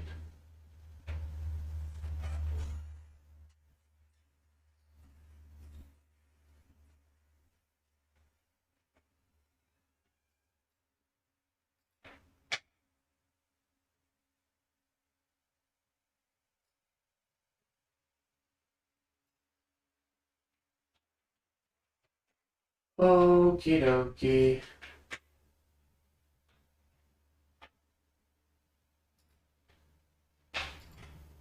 Back to class, everyone.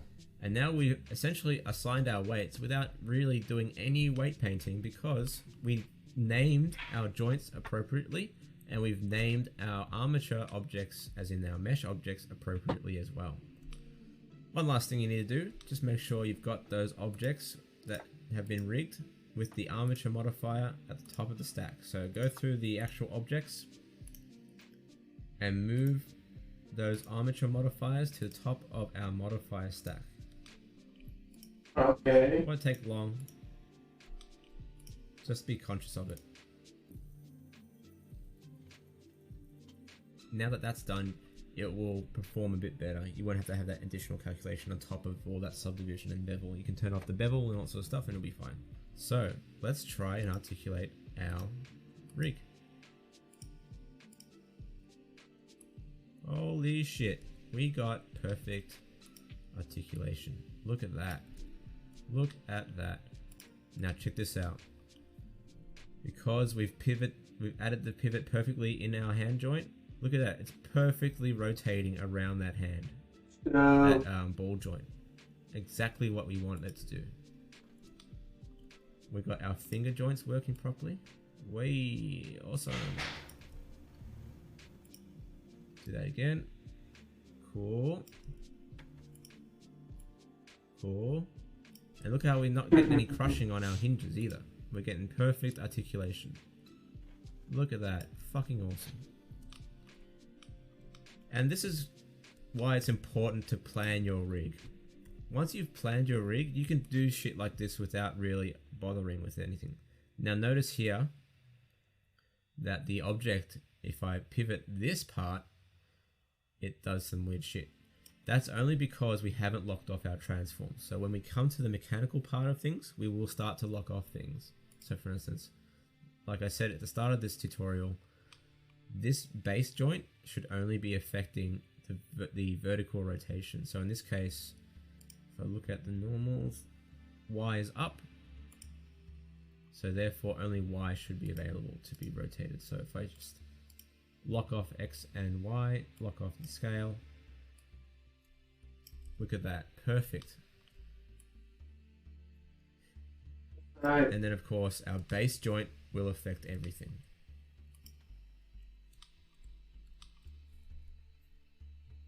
Look at that, absolutely brilliant. And it's scaling properly because we've used our child-parent relationships properly.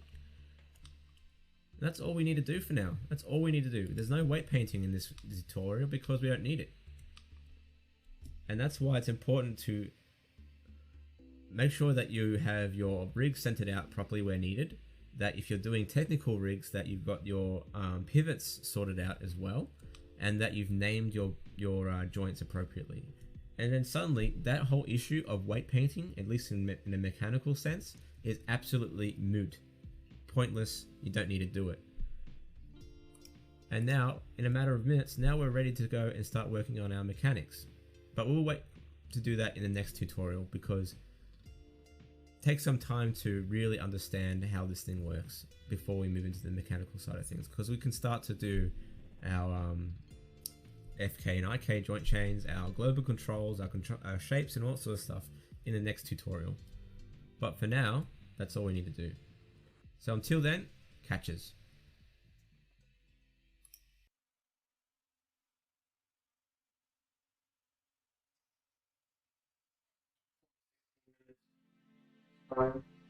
Hello everyone, Dikko here with another kick-ass walkthrough.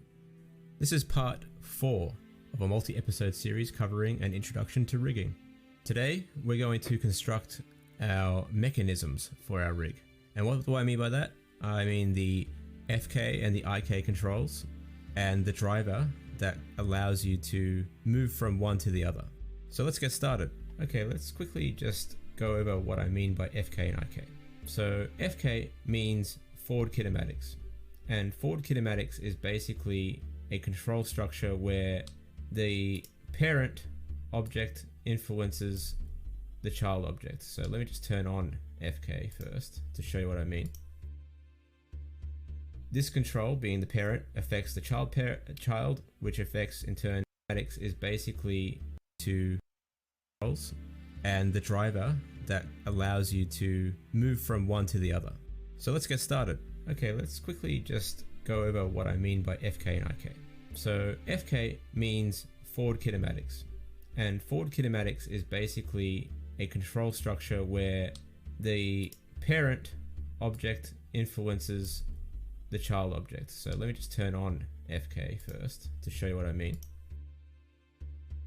This control, being the parent, affects the child, which affects in turn its child. So this is what I mean by forward kinematics. So forward kinematics means that it influences down the chain of controls.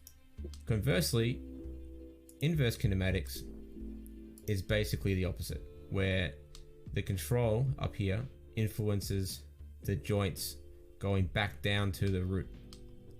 So let me just switch on IK and I'll show you what I mean there.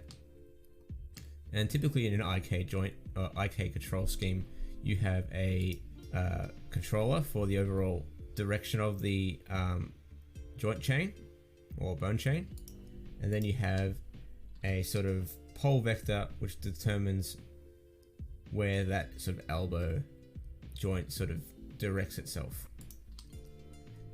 And if I show you how this is built, because this is what we're going to build today, what you will see is that we actually have 3 different joint chains acting together to create this control. I'm just going to show the joints without the controls. So I just go into my armature selection context menu and then select Seems like nutty. viewport display and turn off shapes. So I'm just showing you how this actually works. So the controls aren't gone, they're just being re-represented as the original bones that they are built from. And as you can see, there are actually 3 different joint chains working together to create this rig. And if I switch between the 2, our deformation rig is actually conforming to either one of those 2 joint chains or bone chains. One is conforming to the FK, the forward kinematic joint chain, whereas when I switch it to IK, it's following the IK joint chain. So what we're going to do today is build the mechanism that makes this thing work, and then in the next video we will cover how to make the actual controls. Okay, I've opened up the last tutorials file. Basically we are continuing from where we left off in the previous video. So as you recall, if you go into our rig and pop into pose mode, we set out our deformation rig. So that's all working still, that's all good to go. Definitely gonna be using stuff like this, I think. Alright, so you might be wondering, why are we even bothering building this sort of control scheme? Well, when you pass this over to an animator, they like to have as much control as possible.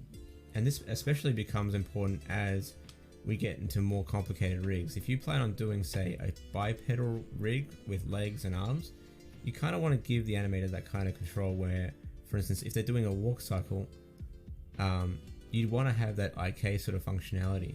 Whereas if that character might be doing a jump, you might want to switch over to FK because you don't want the legs to sort of stretch behind and have to compensate for that movement. Another example, for instance, is if a character was doing a push-up, you wouldn't do that in an FK situation. You would kind of do that in an IK situation because you can put the hands on the ground and they'll stay still. Anyway, let's get moving. Alright, so to get started, we need to think about how FK and IK works. So the only real controls that we're going to be manipulating in this rig are these three main joints. We're going to be duplicating these joints here in order to create the kind of control we need. So I'm just going to pop into orthographic view, and then we're going to select these three joints, or these three bones. Now, the interesting thing about this, the reason why we're only selecting these three joints, or these three bones, is because this bone chain will always be a child of our global controls, or the control that lies underneath it. Because this control at the bottom is essentially the parent of everything, it's the base of the actual hand joint, or the robot arm, we don't really need to include this as having a secondary controller. So it's really only this joint chain that we need to duplicate. So with that being said, let's jump into edit mode by pushing tab. And then we are going to duplicate this twice. Now, because I got this centered in the world, I want to grid snap this joint chain when I duplicate it to somewhere on this grid backwards and forwards, just so I can show you how it's working. And it's also good for you as an organizational thing to get used to using the snapping tools inside of Blender, because they are very useful. So turn on snapping up here with the magnet icon. We're going to turn on increment, keep increment turned on, and then turn on absolute grid snap. If you turn this on, basically whenever you are snapping along the grid, it will snap to these points in the grid perfectly, rather than like in between or anything like that. Another thing we should do is make sure you've got active element turned on, because we want to duplicate this from the base of this joint chain. So select from the top down to the base of your rig, and then we're going to push Shift D to duplicate. And as you can see, it's snapping to that grid perfectly. Again, we're going to duplicate it forward as well. In this case, I'm going to duplicate it forward in front of the rig. And now we need to rename these things before we get started with anything. So I want to give this one a control prefix, and this one also a control prefix. But then I also want to denote that this one's going to be an FK and this one's going to be an IK. So let's just select our controllers, what will become our controllers, and select our bones and rename our bones. So as you can see, because we've duplicated our hand joint with the original deformation, it's inherited this naming conventions as well. So we need to rename this to control. In my case, I like to say control and then FK and then hand .001. I'll do the same thing down the joint chain.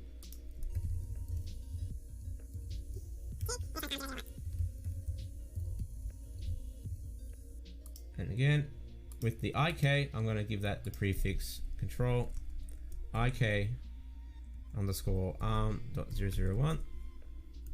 And the cool thing about Blender is that it actually remembers if you've named an object more than once with the same name. So if I want to, I can just hover my mouse over this name, copy it, select the bone that I want to have the same naming convention, and then paste it in, and it gives it that second number straight away. I love that about Blender. As long as you're following that sort of naming convention where you have a dot followed by the actual number of the joint or the bone. I'm going to do the same thing here, but this time I'm just going to give it the name hand. and then 001. Alright, so these will actually become the controls. Actually, the one thing I should mention is that these two bones here, they aren't going to be actually used in any sort of control, so they're more like mechanisms. And in that case, I actually like to rename these as mechanisms because, again, Blender does detect that these things are mechanisms, and if you end up keyframing your whole rig, it actually avoids keyframing these if they do have the right prefix. So, mechanism IK_arm.001, mechanism IK_arm.002, and because this is going to be the only control we use for the IK apart from that pole vector I mentioned earlier, I'm just going to give that the prefix with control. The other thing we need to do for the IK side is duplicate or create a new joint that will become that pole vector. And in this case, I like to just extrude. I'm going to switch back to bounding box in selection. Switch it back to global. Bounding box, and I'm just going to extrude outwards like that. Push E to extrude, and then I'm going to remove the parent, and then just move that back a little bit. Alright. I'm going to go into my object properties for the armature, and I'm going to change it from stick to octahedral just to show you what's going on here. Alright, so we've got two duplicates of our joint chain. Oops. As you can see. We can now turn off snapping blurred away. We don't need that anymore for now. Okay, so with our FK joint chain, it's actually nothing that we really need to do on a mechanism side of things. This one is actually going to just have controls attached to it. The big thing that we're going to do is give this some control. So we're actually going to give this an IK constraint. The first constraint that we're going to give to this entire rig is the IK constraint. So to do that, pop into pose mode, click on our controller, actually go into edit mode first, and then we're going to release this from being a child of this joint chain, because this joint shouldn't be is no longer going to be the child of this this bone chain here. So because it's going to become the main controller for the inverse kinematics. So we just push Alt P to clear the parent, and we're just going to select clear parent. And now this control will actually be the child of this bone here, the base. So we're actually going to reparent that to the base and make it keep offset. So as you can see, it creates this relationship line between our controller here and the base. And now let's tab back into pose mode and create that constraint. So to create the constraint, select your IK control, then select the second joint down the chain, and then push Control Shift C, and you'll get an add constraint video dialog box, and we're going to choose inverse kinematics. And as you can see, it's turned this bone yellow. And look what happens when we start playing with the hand control from the get-go without changing any of the settings. It starts going really weird. And the reason for that is that we haven't told Blender that was weird. how far down the joint chain or how far down the bone chain that we want this inverse kinematics to affect the rig. We only need to have this affect the rig on 2 bones. So we select our IK constraint, we go to our context bone constraints menu, and as you can see in the bone constraint there is now a constraint dialog box basically inside the settings of that bone, and we need to change a few settings. So the first thing we need to change is the chain length. We need to change it to 2 bones, so it's affecting the first bone and then the second bone, and then it no longer affects the rest of the rig. So we switch that to 2, and now you'll see that that relationship between the IK constraint has changed to finish and terminate at that second bone. And now look what happens when we play with that now. It looks pretty good so far, doesn't it? But we've run into a couple issues. If we start moving this around in 3D space, we have no control over where this elbow is going to be pointing. We can control it somewhat with this parent control, but it's very tricky to use. As you can see, it's very haphazard. And if I switch over to Euler's and rotate the Y, we could do it like this, have this as a control, and lock off everything else.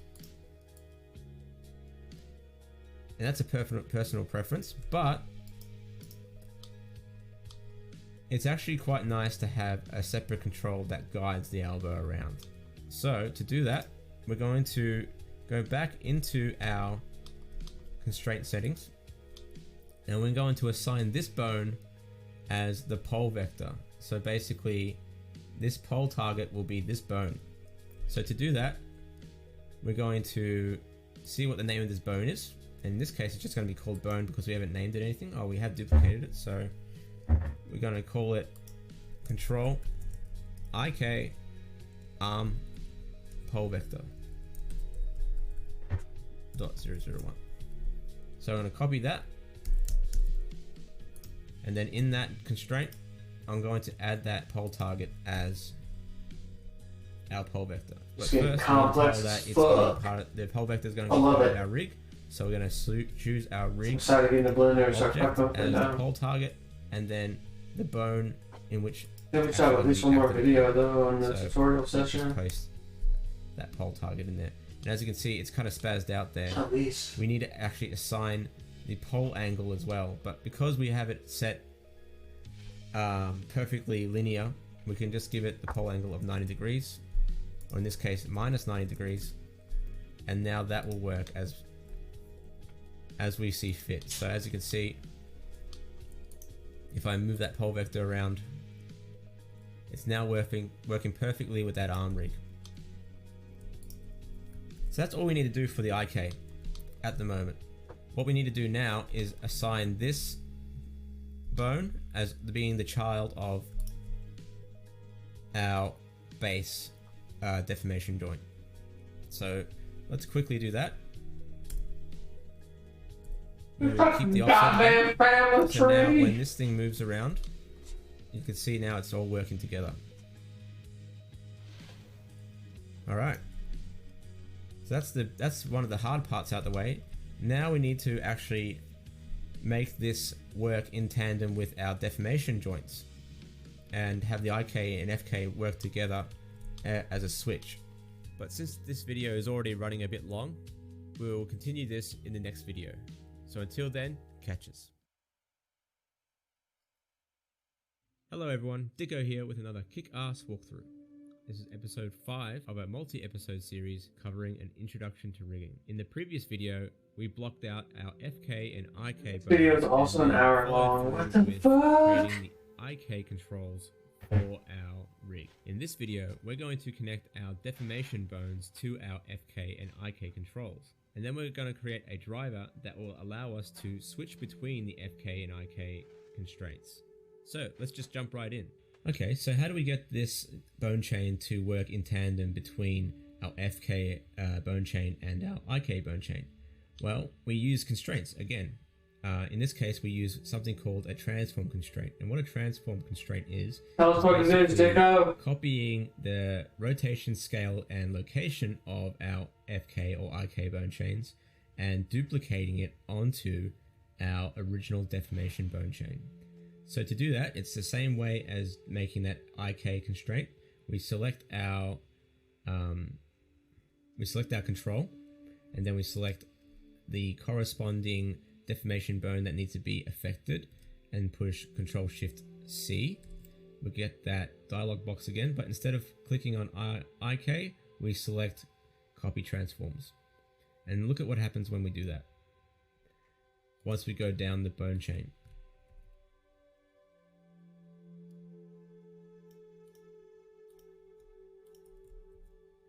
It won't affect, really, it is affecting it, but it won't affect it until that parent has been constrained as well.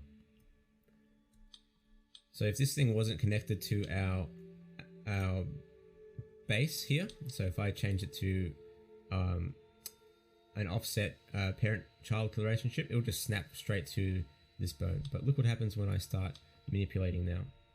It copies exactly the motion of our IK controls. Yeah. See how that's working? Pretty cool, huh? And now we just have to do the same thing again, but with the FK controls. So look what happens now when I add the FK constraints. Same process. I add a copy transform constraint for the FK. As you can see, it makes a second constraint on the same bone. Let's do the same thing here. And again, once more. And now, look what happens when I control the FK. Whee! Cool. It's doing the same thing. It's inheriting the transforms of our FK controls. Interestingly though, look what happens when I try to manipulate the IK now. Nothing is happening. Nothing's happening at all. And why is that? Well, it's because the FK constraints that we've given to this bone chain has overwritten the original constraint. The influence is overrunning the influence of our original constraint. So look what happens when I turn off the influence of that FK constraint.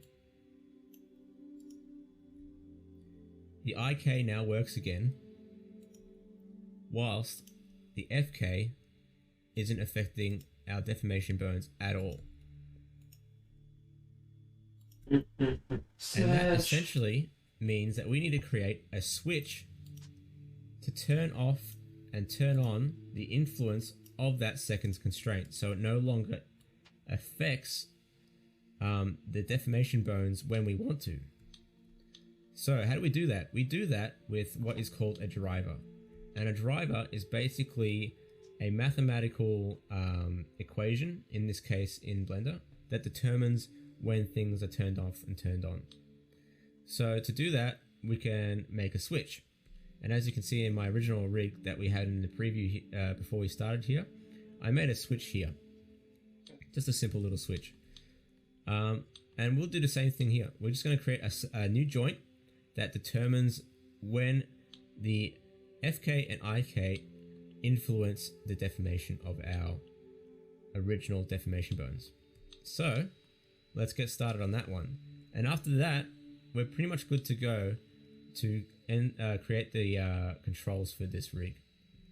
Alright, so I'm going to create a new bone in edit mode. So let me just reset the 3D cursor so it's generated in place. I'm going to turn on snapping again, make sure it's got increment turned on again, and then I'm going to snap it to the next part of the grid so I know that it's absolutely perfect, because I want it to actually travel between one unit and another unit essentially, so I get a perfect sort of easy way of mathematically determining the distance between the switch. Alright, we're going to give this the name control FK to IK, FK IK switch .001. Do it. Alright, so to do that we need to create a driver for these objects here, but first we need to constrain this control as well. And as if you've watched my second video on what I constitute as having a good rig, this is where the exception comes into place, where we add a constraint to the control. So in this case, I want to add a limit location constraint onto this control.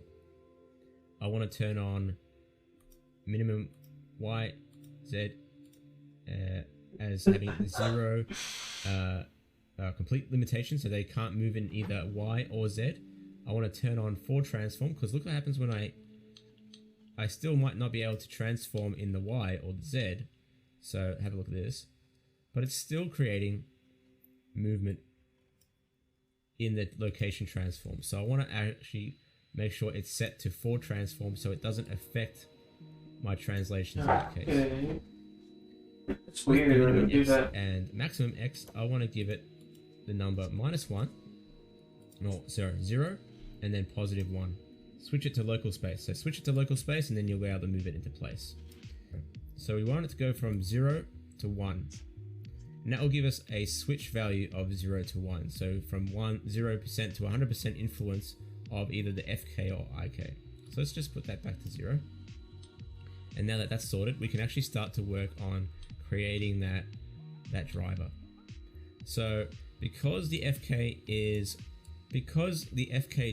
bone chain is influencing our deformation bone chain last, we want to turn the driver on and off using that constraint.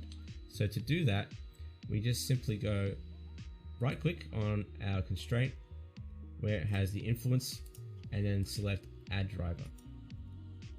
And as you can see, it pops up a little dialog box and it looks a little bit intimidating, but once you get used to it, it's actually quite powerful. So in this case, we need to create a driver that's being driven by our control here.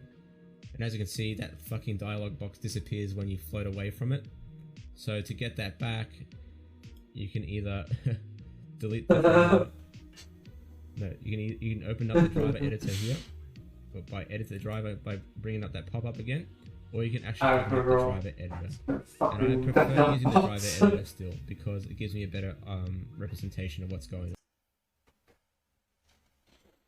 Hold on a second.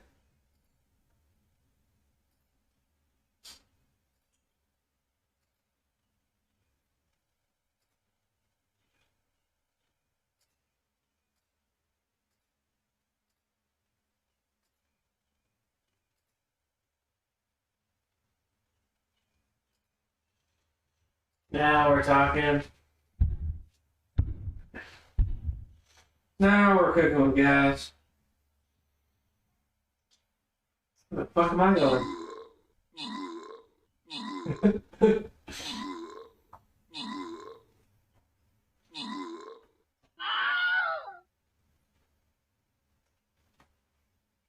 Sick! That was dope. Congratulations, ZoopTech 96. Salutech, this side.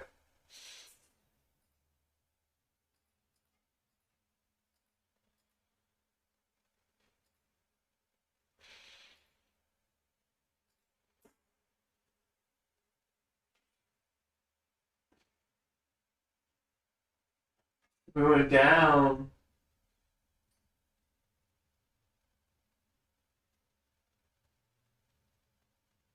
We can actually get 2 crystals. Reaches. Fuck it, let's go.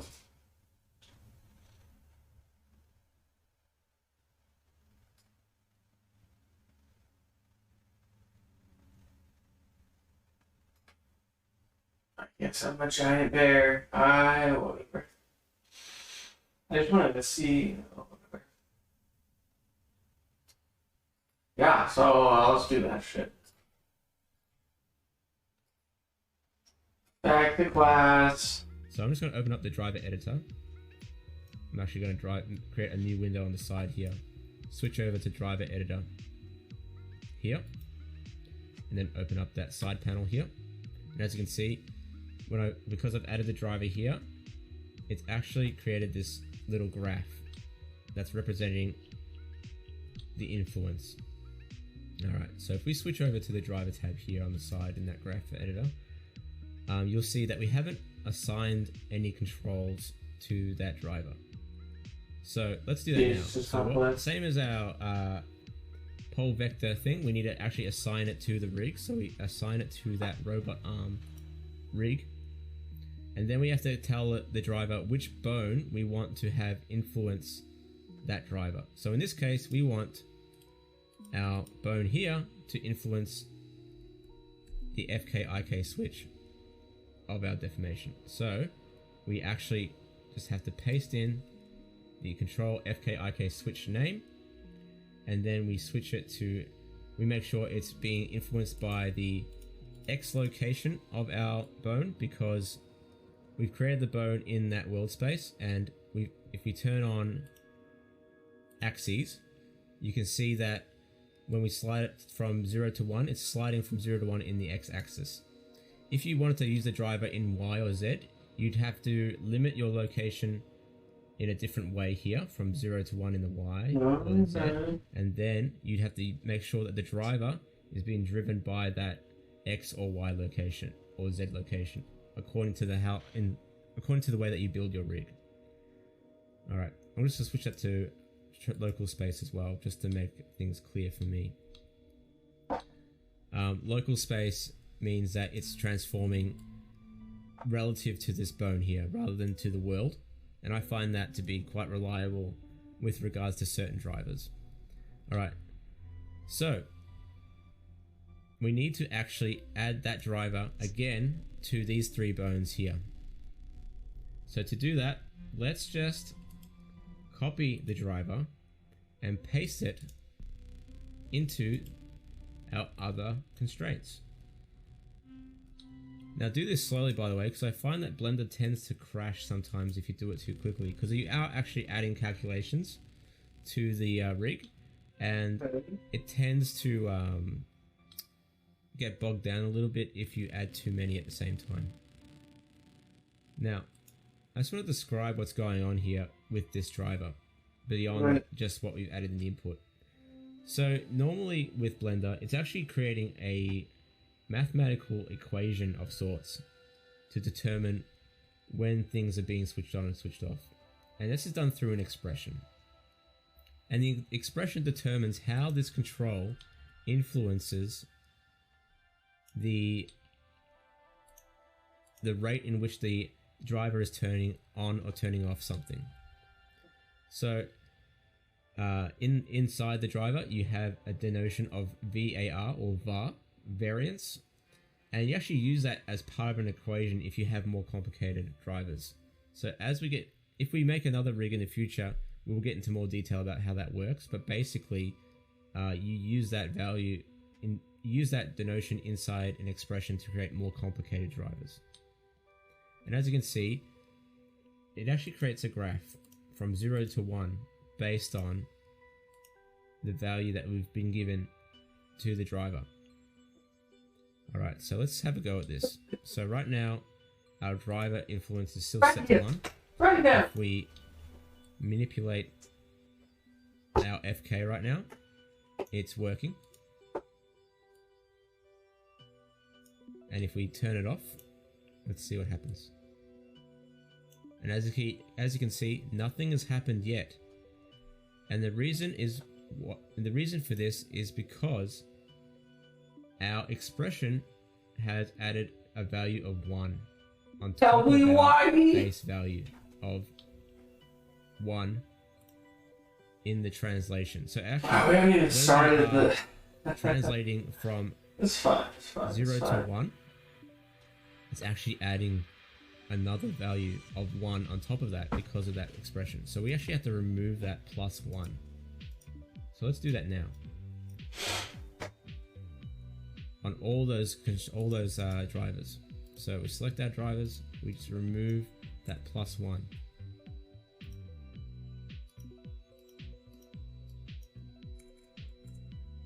And now you'll see, again, nothing has really happened. Everything still has a value of 1 on the bones here, but that's because our bone has been translated by 1 in its local space. But look at what happens when we bring it back to 0. It's going to be influenced by our IK control. Again, let's move that again. From 0 to 1, you can see that transition happening. The influence of this bone in its translation is affecting the value of its influence. So let's have a look at that. If I bring it halfway to 0.55, it's going to have the exact same value of influence in that driver. And this is where that flexibility comes from. So now all we need to do to get this ready for creating controls is to bring these bones back these bones back into place to lie within the same space of our bones here, of our deformation bones. So to do that, we're going to jump back into edit mode, go into our orthographic view. We're going to select our bones chains like this. Make sure you've got the bottom bone selected last. We're going to change it from bounding box center to active element, and we're going to turn on snapping again, and we're going to snap that back to where they're meant to be. Make sure you select that base bone first, at the end, sorry, and then bring that back. Alright. And as you can see, because we've already translated it, if we translate those now, make sure we select the right control.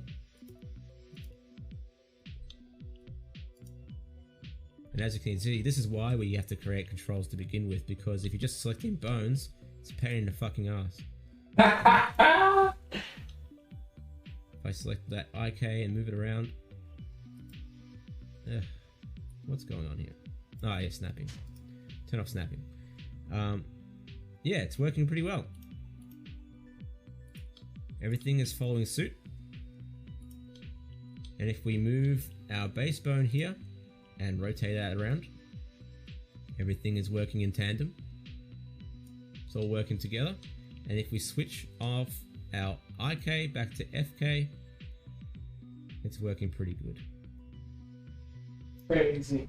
And now there's one thing that I find to be a pet peeve, and that's the order in which we've named our actual control. Because we've actually set the zero space to be the zero value to be our IK, I want to rename our bone to be IK to FK. And that's actually quite important in little ways, because it actually helps clarify that, to start off with, that this control is meant to be IK by default. And as you can see, it's working pretty good. And if we just reset our pose, you can see, and to reset, by the way, is Alt R or Alt G or Alt S. You can see it's actually quite hard to see what's going on now, because we've got all these overlapping bones. And to fix that, we can do a few things. One, we need to move our bones, our different bone structures, into different bone layers. And the second thing is to create controls. So we'll create the controls in the next tutorial, but I'll quickly show you how to move bones into a separate bone layer. So to do that, select your control hand. I'm just going to move our bones so we can see what's going on. Alright, let's select our FK bones, and then we'll go to our Armature object data, and up here you can see bone layers. And to move this bone layer to another bone layer here, we just push M on the keyboard, we get a little prompt, and we just choose the layer that we want. In this case, I'm just going to put it next door here. And as you can see, it's disappeared. It's not actually been deleted, it's just hidden. But if we push shift and select in the layers panel here, it comes back. And again, I want to select my, in this case I'm going to select all the deformation stuff, and I'm going to move that to another layer just so I can see where the IK is going. And as you can see, the IK control is now in that original layer, and if I select the layer that on the bottom here, it's showing my deformation bones here. So now I can see exactly where all my bones are without getting too frustrated. And just for the sake of consistency, I will move all my deformation bones, even though they're not being enacted by any other controls. I will move those all to the same deformation layer, just to keep things consistent. And now there's one last thing I need to do, and that is to parent this control to our global control here at the bottom. So in this case, the very base control here, I'm going to bring that there. And then I'm just going to Control P, parent that with the keep offset. And that's it. That's all we need to do right now for that portion of the video, of the rig. And In the next tutorial, we'll get to making those controls and finalizing the rig, and after that, you'll be able to animate with it. So until then, catches. Catches. I'm chewing on a piece of wood. I'm chewing on a piece of wood. Doesn't mean it tastes good. It really, really doesn't. Pretty sure it's not meant to, or it wasn't. Wait, character rating part 10? G'day everyone, Dikko here with another kick-ass walkthrough. This is part 6 and the final video that covers the introduction to rigging. Today we are going to complete our rig with a little cleanup. Finally, we'll wrap things up by adding the control shapes. We're on the final stretch here, boys and girls, so let's see. Excuse me. As you may recall from the last video, we had set up our IK and FK and then attached a driver to switch these things on and off. So let's just demonstrate that again. So in this case, the IK, the FK is turned on.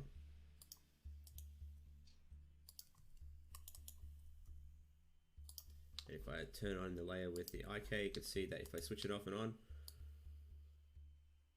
it's all working. Alright, so basically now what we have to do is basically create the controllers. But before that, we need to do a bit of cleanup.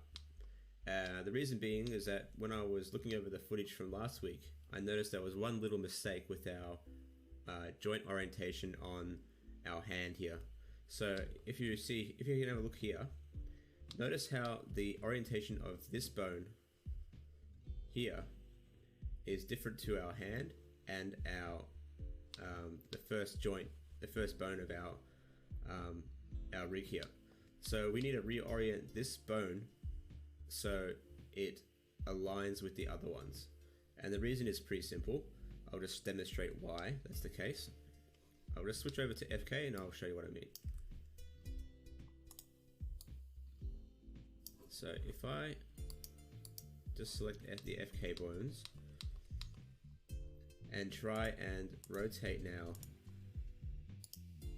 these three controllers along the local axes all together at the same time, you'll notice that the middle bone is rotating in the opposite direction of the other two bones. So I want them all to sort of curl forward, but the reason why it's not happening is because this bone has been misaligned with its orientation. So we need to fix that all with every bone that we have. So let's just quickly do that now. So all we have to do is open up all three layers, select these three bones in the center here, select any one of the bones here at the bottom here, and then we're going to realign the orientation of this joint here. So to do that, we're going to push Shift N, and then we're going to say recalculate roll to the active bone, so the last selected object. And there you go. The orientation has now been fixed. It aligns with the other ones. And the reason is pretty simple. I'll just demonstrate why that's the case. I'll just switch over to FK and I'll show you what I mean. So if I just select the FK bones and try and rotate now these three controllers along the local axes all together at the same time, you'll notice that the middle bone is rotating in the opposite direction of the other two bones. So I want them all to sort of curl forward, but the reason why it's not happening is because this bone has been misaligned with its orientation. So we need to fix that all with every bone that we have. So let's just quickly do that now. So all we have to do is open up all three layers, select these three bones in the center here, select any one of the bones here at the bottom here, and then we're going to realign the orientation of this joint here. So to do that, we're going to push Shift N, and then we're going to say recalculate roll to the active bone, so the last selected object. And there you go. The orientation has now been fixed. And now if you look at the FK curl, as we rotate it, it's now doing exactly what we want it to do. But now there's one more issue that we have now, because we've changed the bone roll on the IK as well. Notice what happens if I try to move the IK in the right direction. It might work, it might not work, but sometimes it might start flipping out. So let's just quickly have a look at that, make sure it's working. Alright, so that's fine. That's good to know. If it was the top bone, I think it would we would have to realign the roll on that as well. But that's all good now. That's all we needed to fix up. So now we can continue with the tutorial and get some shapes done. Alright, so how do we add shapes to our controllers? It's pretty simple, really. It's just a matter of creating the shapes using basic modeling modeling tools, and then attaching the reference point onto the bones. So to start, let's make a new collection and select and call this bone widgets. Bone widgets? Jesus. Shapes. Bricked up, dude. And we're going to create our bone widget shapes inside of this collection, and then we're going to attach it onto the bones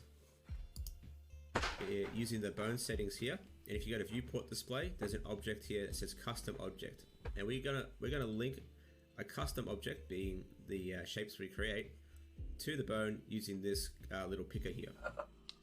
Alright, so there's a few things you need to know about how these the creation of these shapes work, and I'm going to demonstrate that with a separate file so it's a little clearer to understand. So I've made a really simple demo file here. I've got a basic shape, so I've actually made just a basic mesh circle shape. I've moved that across temporarily, and I'm going to show you how to attach this shape to this bone, and what you will most likely come across when you first start doing this. So I'm going to turn on my viewport display on that shape and turn on axes to show you what's going on. Alright, so to create a controller, it's really straightforward. All you gotta do is select the bone individually and then go to start, let's make a new collection and call this bone widget. So I don't read books.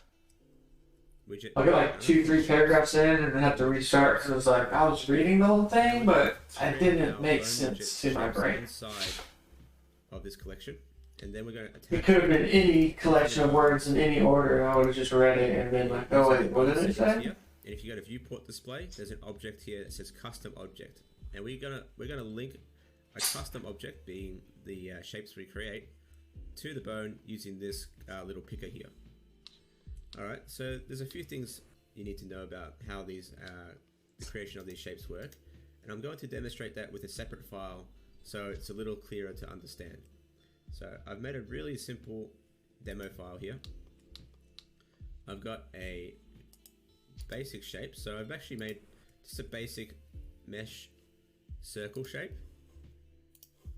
I've moved that across temporarily, and I'm going to show you how to attach this shape to this bone, and what you will most likely come across when you first start doing this. So I'm going to turn on my viewport display on that shape and turn on axes to show you what's going on. Alright, so to create a controller, it's really straightforward. All you gotta do is select the bone individually and then go to select the bone. When you attach circle shape, attaching those objects as sort of like a reference point onto the bones. So I'm gonna 100% pay attention this time. New collection and call this bone widgets. Widget, and I'm going to call it shapes. Bone widget shapes. And we're going to create our bone widget shapes inside of this collection, and then we're going to attach it onto the bones using the bone settings here. And if you go to viewport display, there's an object here that says custom object, and we're gonna link a custom object, being the shapes we create, to the bone using this little picker here. Alright, so there's a few things you need to know about how these the creation of these shapes work, and I'm going to demonstrate that with a separate file so it's a little clearer to understand. So I've made a really simple demo file here. I've got a basic shape, so I've actually made just a basic mesh circle shape. I've moved that across temporarily, and I'm going to show you how to attach this shape to this bone, and what you will most likely come across when you first start doing this. So I'm going to turn on my viewport display on that shape and turn on axes to show you what's going on. Alright, so to create a controller, it's really straightforward. All you gotta do is select the bone individually, and then go to select the bone, and then use the custom object operator, use the little eyedropper, and then eyedrop the shape. And now you'll notice that there's one thing that's wrong with this thing, is that it doesn't match the orientation of our bone. This bone shape doesn't match the orientation of our original shape here. And generally speaking, you want them to match just so it's easier to sort of make sure it works together. So the reason is pretty simple. If you look at the axes of our original bone, so if we just turn off the shape here, let's just get rid of that shape, you'll notice that the axes of this shape, this bone here, is with Y pointing up, Z pointing forward, and X pointing, towards X.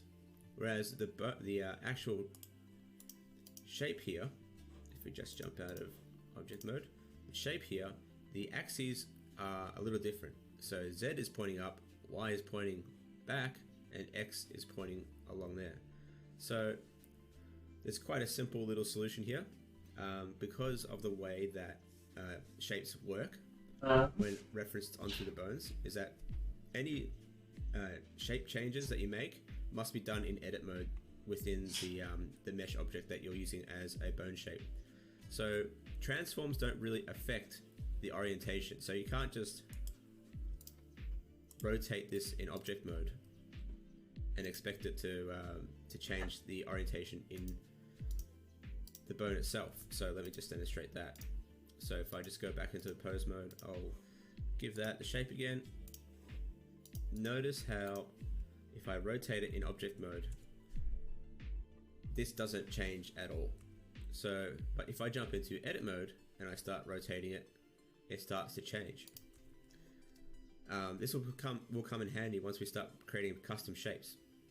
But the solution to sort of align this shape, or this shape to this shape, is to basically rotate our reference mesh to match the orientation of the bone that we're trying to transfer that shape to, if that makes sense.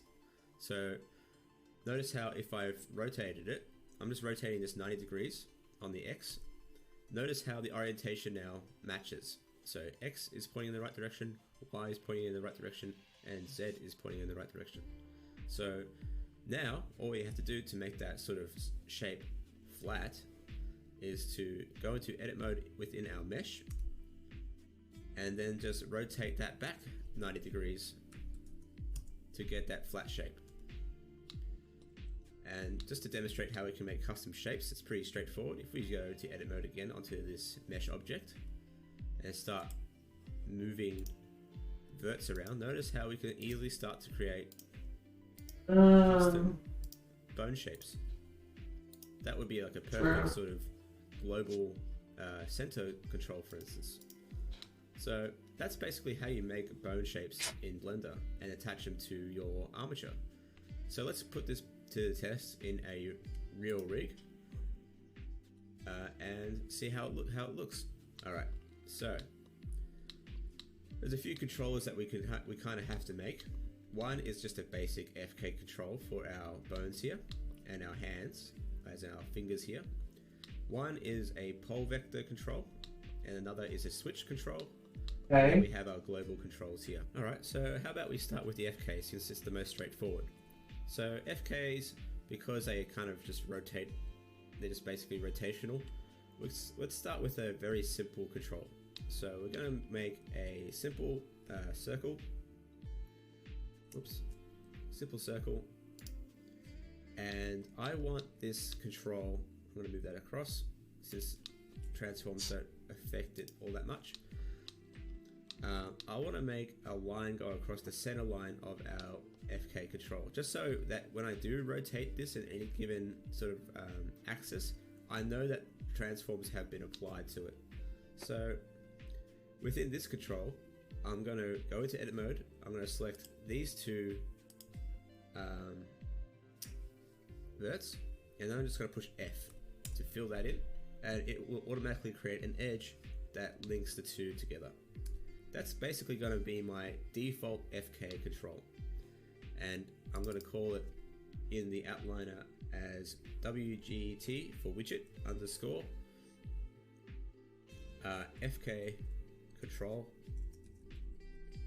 .001, because there might be variants of that if we have to.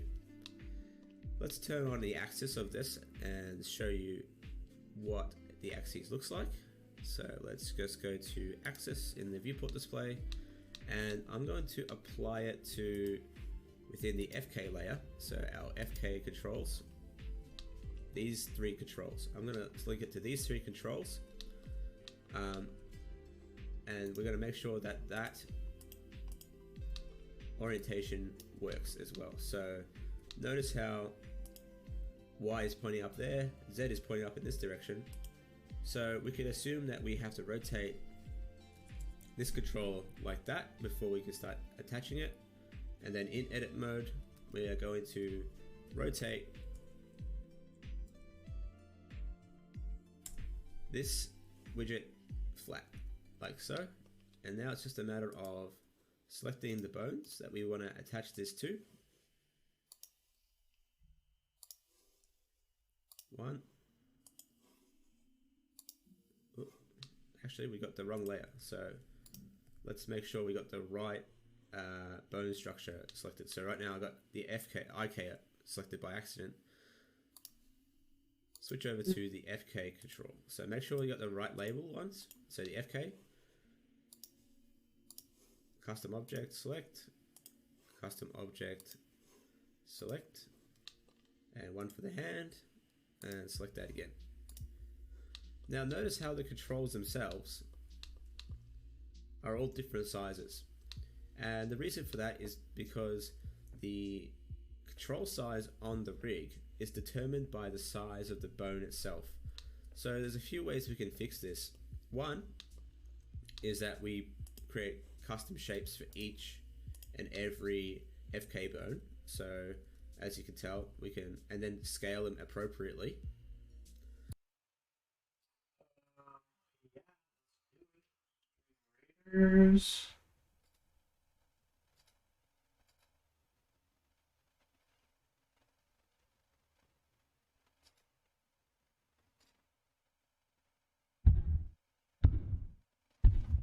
Fucking gonna slay him, y'all. Let's go.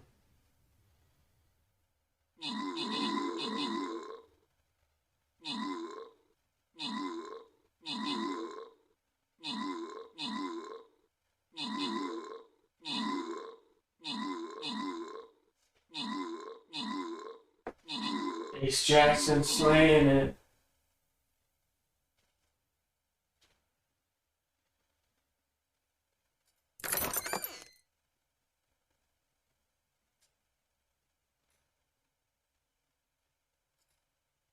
Damn, congrats, Zero H's with the 200 coins. Fuck yeah.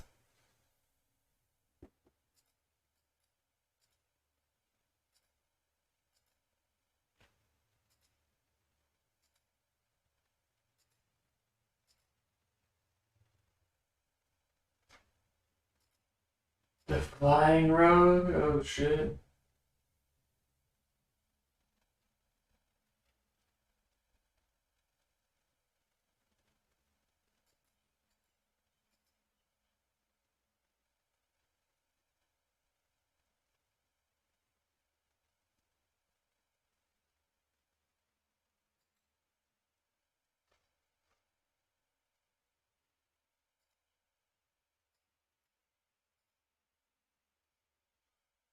Wait, what? Oh.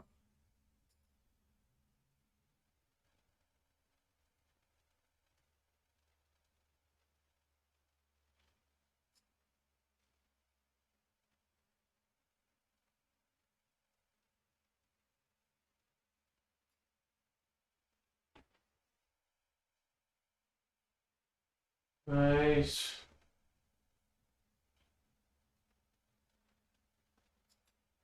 Get ready, y'all. We're about to go in.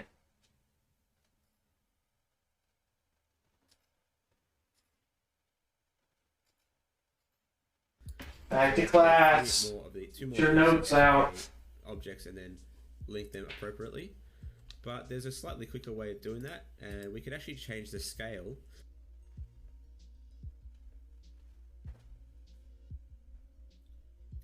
We can actually change the scale of these controls individually within the viewport display panel. Ooh. So to do that, we're going to select the fuck's an epic flying road. Go down That to viewport sounds display, fucking nutty. and I'm going to switch the scale of the bone to say 0.5, and notice how that looks a lot more manageable as a controller. I might make that a little bit bigger, 0.3. I'm going to make this one 0.3 as well, and this one I might make it just a little bit smaller, 0.8. Alright, so this one's just a matter of sort of preference, but notice how the controls are sitting right at the base pivot of our joints. So if you prefer to have the controls sort of sit in the center of our sort of bones, it won't affect the pivot, but if you want to have the controls sit up here or up here, we can do that by editing the object in edit mode of our reference shape. So to do that, we just jump into edit mode, and then we transform the actual mesh object verts up. Now notice that because we aligned our the orientation of our object in object mode to have Y up, transferring or translating the verts up the Y-axis affects it along the positive Y-axis of the bone as well. So we could just translate that up, and now you'll see it's a perfect sort of alignment. But notice here that this control now sits too far up, so we kind of have to create a second version of the widget here. So we're just going to create a second version of that, duplicate it, and we're going to call this FK control. I'm going to say FK control hand, just so I know that it's the right one, right? And then in this bone, because you can swap out objects at any given time that you want, swap out the bone, and then we're going to remove the custom object and then add a new custom object, and then we're going to pick it from the outliner FK control hand.001. Didn't work. So that would work in 2.81. I just haven't updated it yet. So that would work in 2.81. So yeah, bear in mind. FK control hand.001. And now we're going to go into our object of our FK hand 001 and just bring that back down to sit at 0. And that works perfectly fine for me. And that's basically our FK controls ready. And now we can basically just hide these controls. Rudy now. But just for the sake of brevity, I might actually repurpose this control for our finger controls, because they are also FK, but because they're a bit wider, I can turn this into an oval shape and then use those as FK controls. So with that in mind, I'm going to duplicate this widget. I'm going to call this second widget FK control fingers .001. I'm going to hide the original FK control hand widget, and then in the armature display I'm going to turn on my original layers, and now we have a choice basically. So you can do this if you want to, but I'm not going to do it for this tutorial. But basically if you want everything to have a specific controller bone that's being linked to a deformation bone, you can create a duplicate of these deformation bones and then use those duplicate bones as controllers. Or you can, because these are controlling only one thing, we can convert these, so to speak, into controllers. We'd have to rename them as control, but we can do that. Actually, I'm going to do that just to make you show you what I'm talking about. So we're going to select our fingers here. I'm going to go into edit mode and I'm going to duplicate those, right? Because we duplicated them, it still has the same hierarchy as, it's still like parented to our hand. Yeah, now it's just a line. Let's go check it out. I'm going to move those to a fourth layer and give that layer, isolate that layer, and I'm going to rename these as control finger L.001 002. I'm going to give this control finger 001. And then one more 002. And then we're going to give this a custom shape, and then we're going to link these bones to the fingers as well. Alright, so to do that, we're going to go into our pose mode.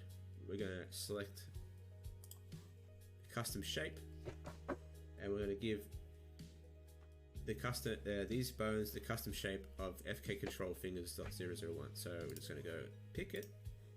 I'm going to pick this one. Pick it. Oops, sorry.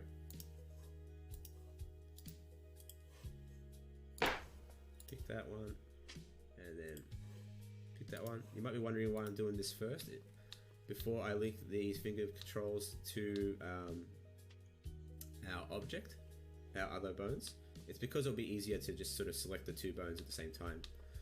Alright, so you'll notice that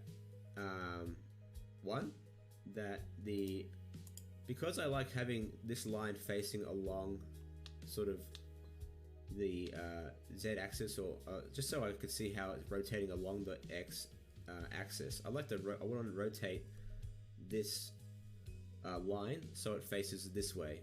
So first things first, let's select our bone here, our bone shape here. I'm going to select everything, and then I'm going to rotate that just 90 along the Z, 90 degrees. Make sure I put that back to the level, and that looks a lot nicer to me. And then I'm going to squish it and then lift it up a little bit. So now we have some nice finger bone. Finger bone! Shapes. They look pretty cool. And if we rotate that along the X in local mode,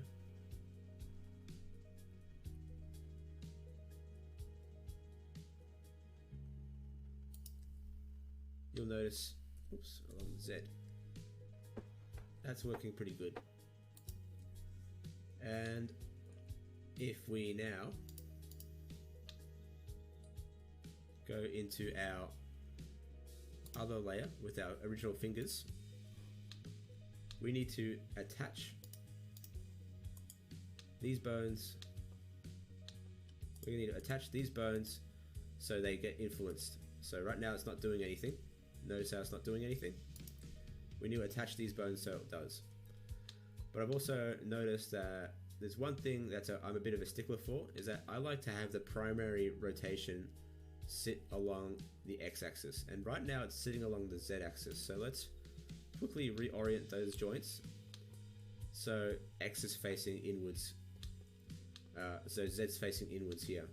So this is another cleanup thing that I missed. So let's quickly select our bones here, all the bones, including, we're going to select those, and then I'm going to go into edit mode, go to item, bone roll, and I might switch that to 90 and hold Alt and Enter, just so Z is pointing inwards here. And that looks a lot better. And because we had bone X-axis mirror turned on, it's done it for the other side as well.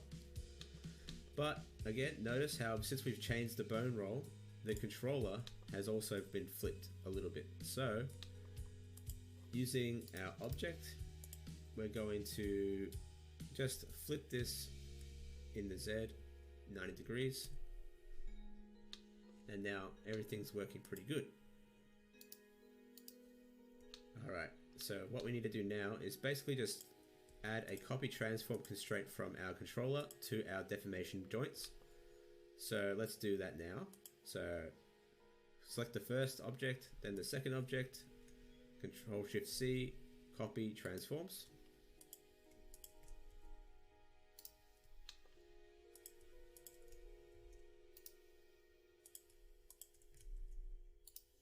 And now these controls are working perfectly with our rig.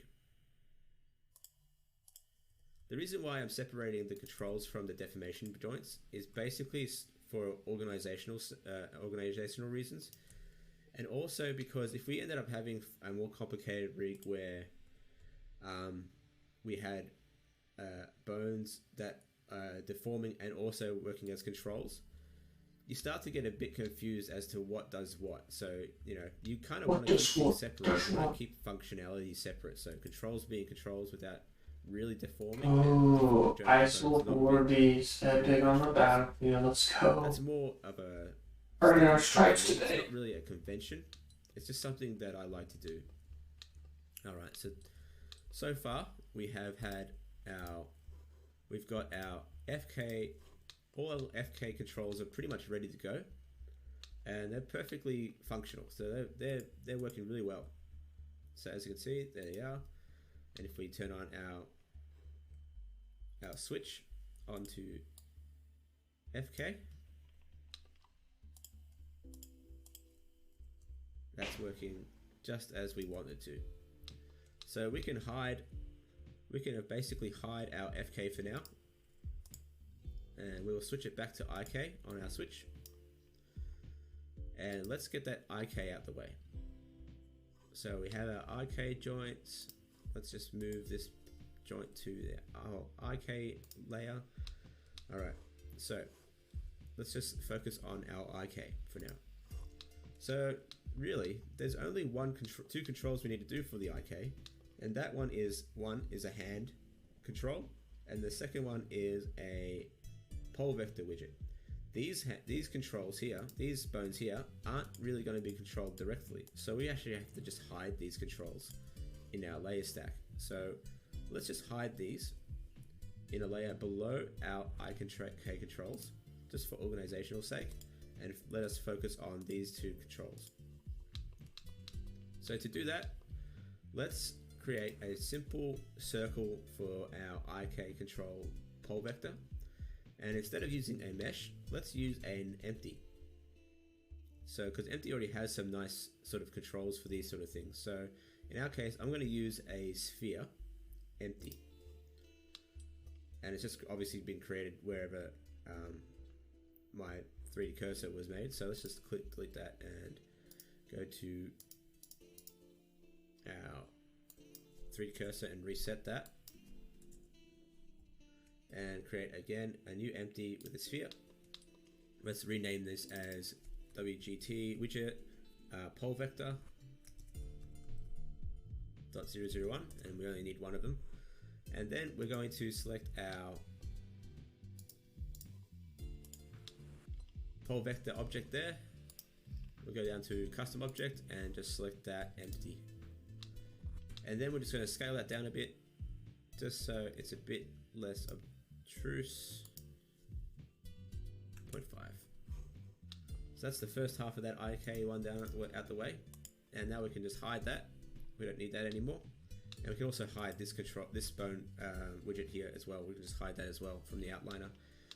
Alright, we only need one more bone for the IK. Here.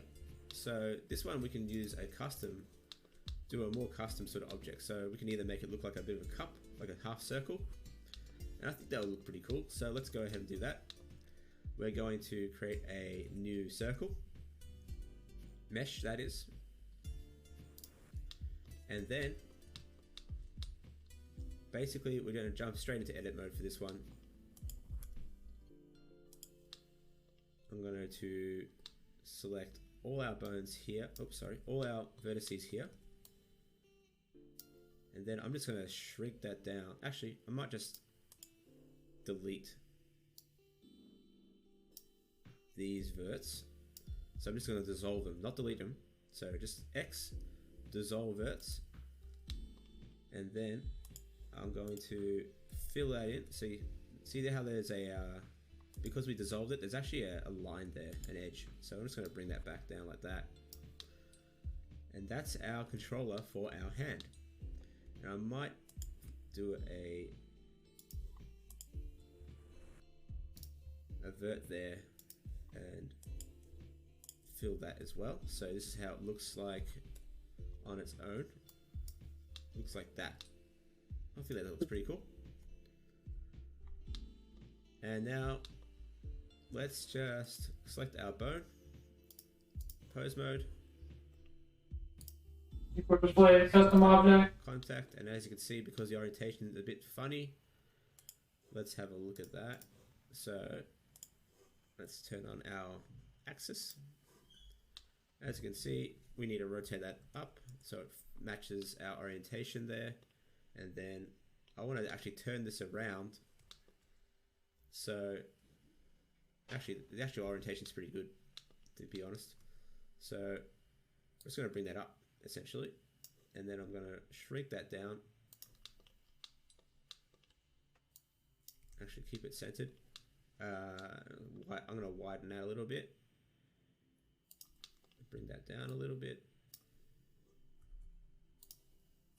2, 3, and I might just bring that control down just a tad.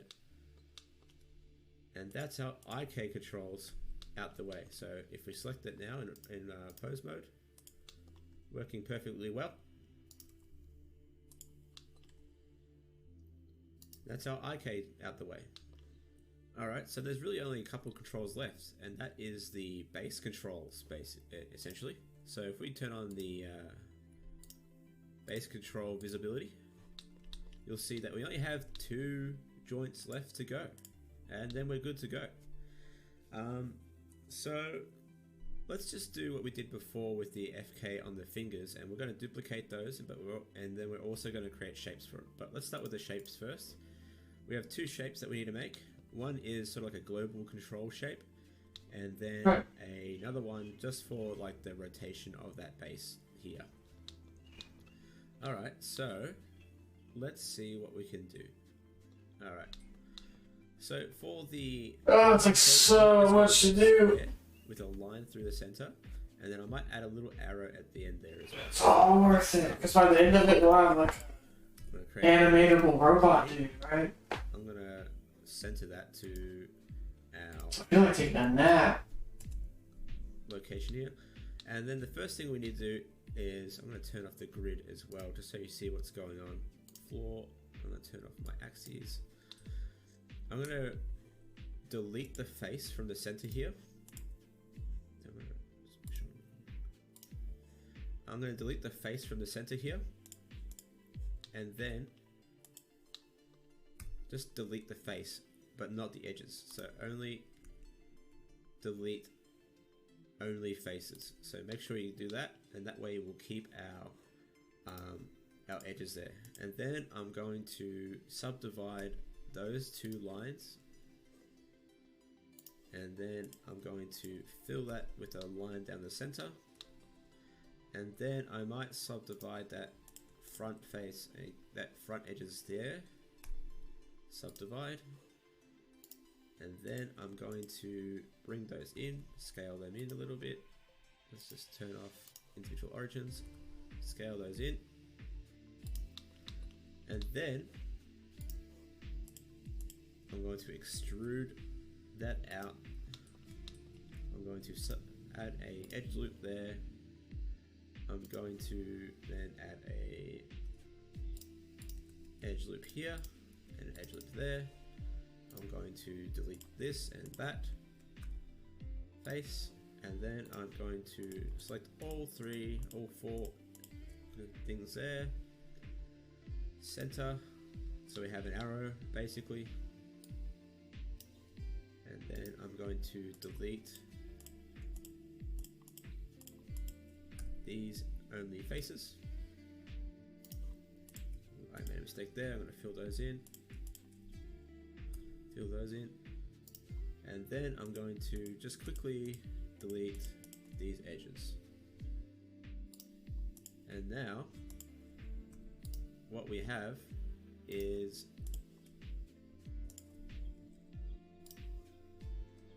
a perfectly good global center control. Alright, so for this one, we're going to assign it to this tiny little bone here. But first, let's quickly duplicate these two bones in edit mode. I'm going to duplicate those, and then I'm going to move those to a 5th layer here, just so I can isolate them. I'm going to rename this as control base 01, and then I'm going to call this bottom one control.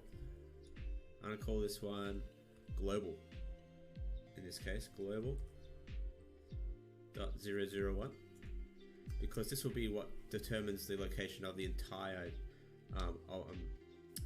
rig essentially. So we have our base for rotation, and then we have the control for the global transformation of this.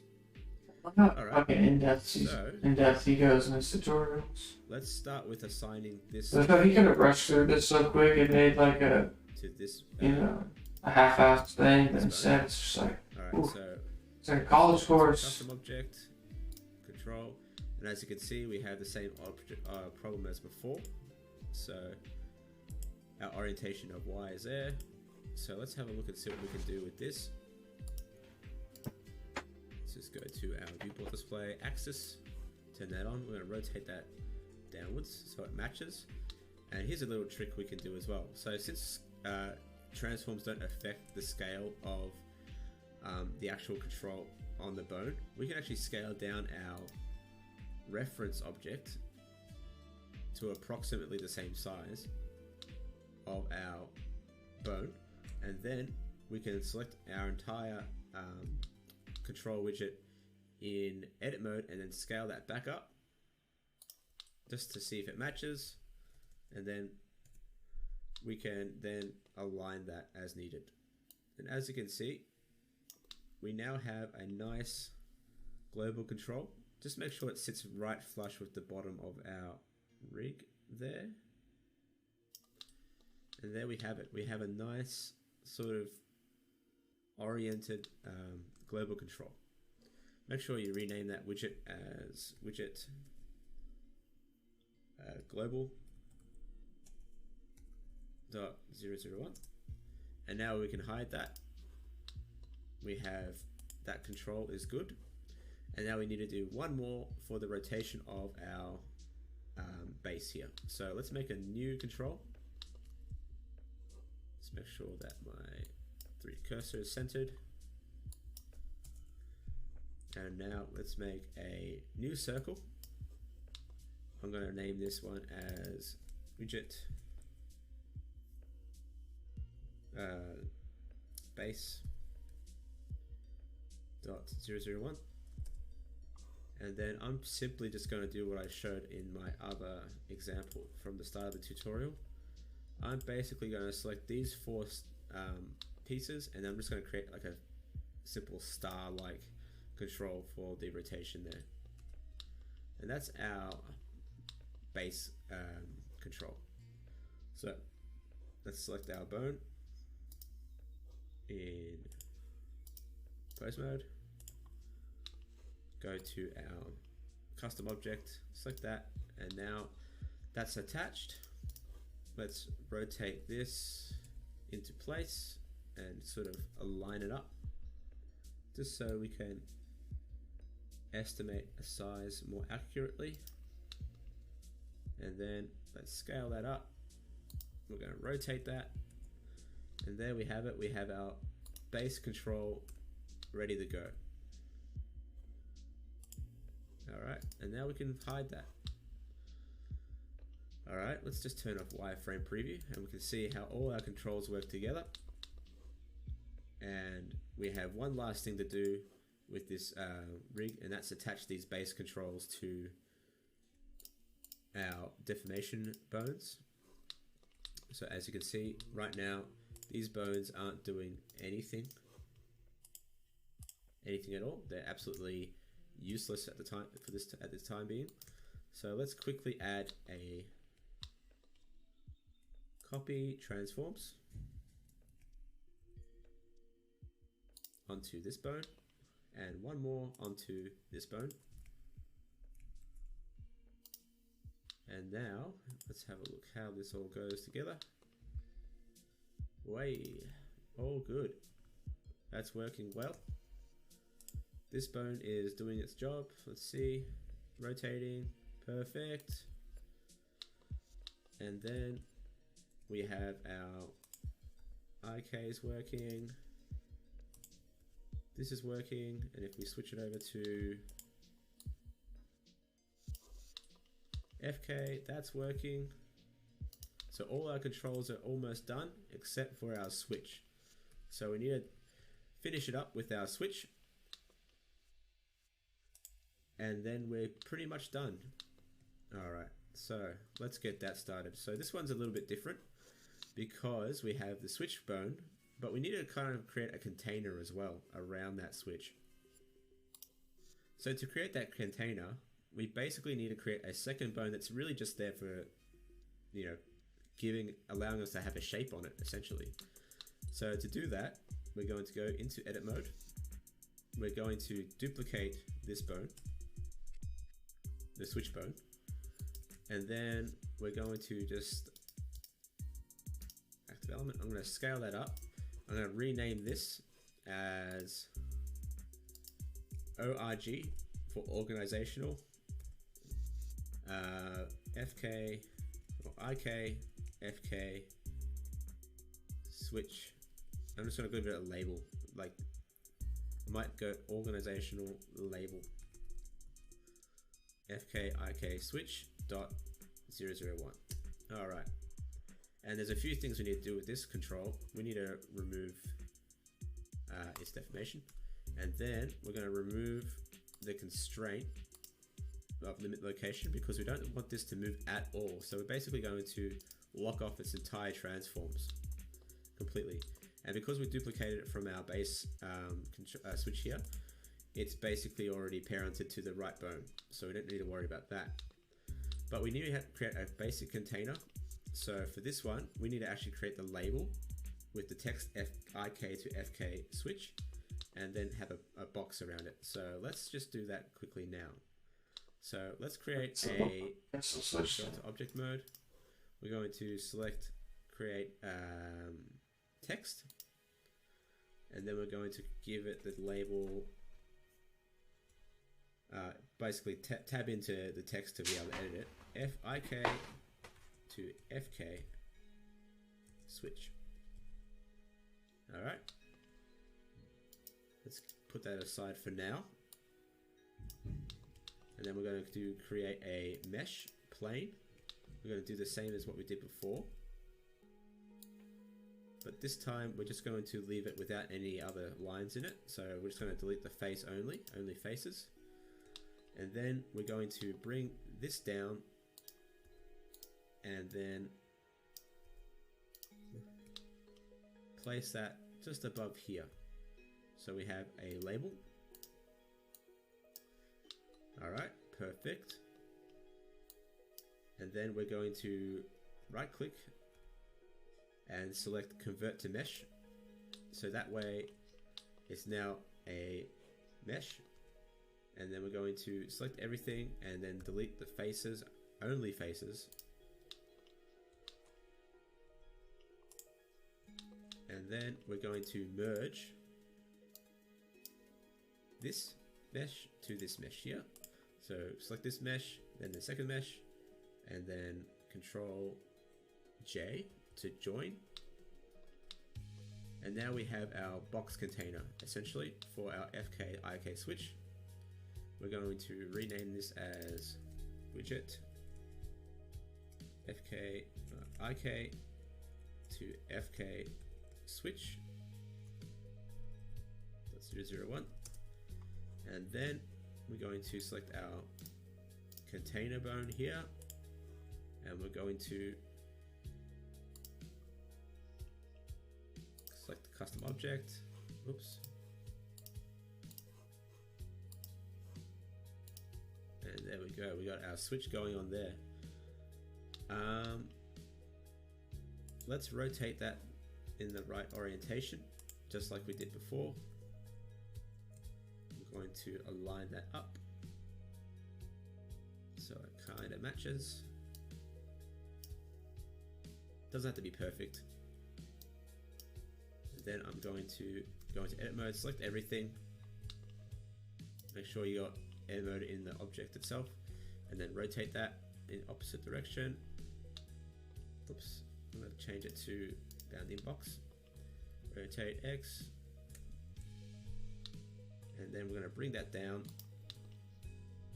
and then we're going to just test using pose mode. We're going to test to see the bounds of that box. So pretty close, but because we're moving basically +1, let's try and get this box aligned more accurately. So we're going to select our switch in object mode. I'm going to bring that across to around there, so at least then in pose mode, just about there. We're just going to bring that object a little bit smaller. So let's bring it to there. Let's see how that looks. That looks about right. Cool. And then we're just going to add a circle to that controller there. So we'll add a new circle. Mesh circle. And we'll rename this one as widget IK FK switch 02. That'll do. And then custom object, select the circle, and then we're gonna just basically scale that down. So we have a nice neat control. As you can see, we're just gonna rotate that so it's flat.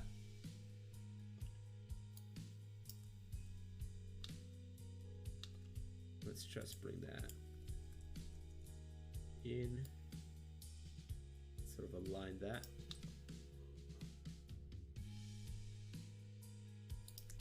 Rotate X. Alright. We're going to shrink that down like so we can actually just make it a bit more manageable. And as you can see, this other switch is a bit too high up, so we're going to bring that back down. Bring it back down, y'all. Bring it back down. And there we have it. We have our switches and labels all set up. And let's turn off our axes. Let's have a look. That's everything we need to do. So now everything's working as we want to. So if we were to go into start animating it, we basically can do that now. Let's turn on the other layer in our panel.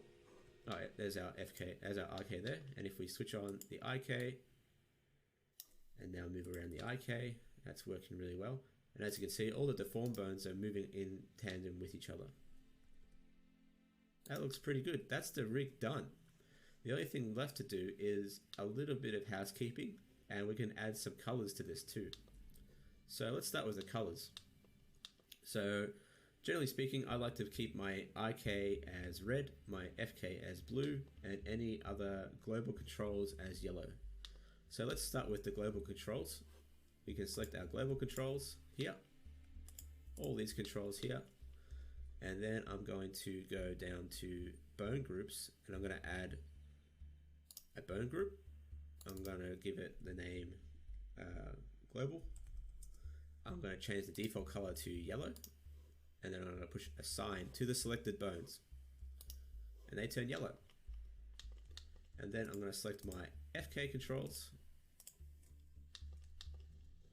I'm going to give it a new group, FK. I'm going to give it the color blue, assign. I'm going to give my IK a color red. And then if I want to, because it's fun, let's add a, let's just rename that one as IK. Let's rename a second one for fingers. I'll select those finger bones here and give it the assignment of, I don't know, pink. Actually, let's make them green. And there we go. We basically have our rig is almost ready to go. Now there's a few housekeeping things I like to do. One is that I want to make sure that all my deformation bones are on a single layer. So in this case, I'm going to select these deformation bones. So all our deformed bones with the prefix DEF. I'm going to move those to a single layer. So if I ever had to do any changes to our weight painting, we know that all these bones here are responsible for the deformation influence of our rig. And this is why it's really good to have all your controls sort of separate from your deformation bones, because now if you ever have to make those changes, you don't have to worry about everything else. You just got them all here. All right. The next thing we want to do, I want to bring all my global controls together into one group. So in this case, it would be these controls plus these controls. I want to keep them all as a layer onto themselves. So I'm going to give them on layer 1. So in layer 1, I know that my switches and my global controls are all there. My FK is already pretty good to go. They're all on the same layer. My IK is all on the same layer. And then I got fingers as the same layer. So if I select all of them now, I can now basically work with that as a completed rig. I've kept the, and if you have any miscellaneous sort of mechanical bones, I like to sort of group them in a layer that's associated with, but not directly on the same layer. So all my IK mechanical stuff that we're not going to be actually animating with, these are on a layer underneath the actual IK controls. That way I know that they're kind of associated with one another. All right, there's one last thing we need to do, and that's with the actual controls. We need to lock off any transforms that we don't want to use, and then we need to also make sure that these can't be influenced as deformed bones, because if you ever have to say redo your weight paints, you don't want to accidentally have these bones influence the mesh. So to do that, we're going to select all our bones. We're going to go to our bone setting here and see how deform is checked on. This means that if we had automatic weights turned on when we attached our mesh to our rig, these bones would end up actually influencing the mesh as well as our original deformation bones. So we want to turn that off. So to turn it off across the entire board, hold down Alt on your keyboard and then select Deform. And it should just turn off across the board. No, didn't work. If that's not working, just turn them off individually. Just make sure they're all off, including the mechanical bones on the IK. So those ones off, off. Just make sure they're all off.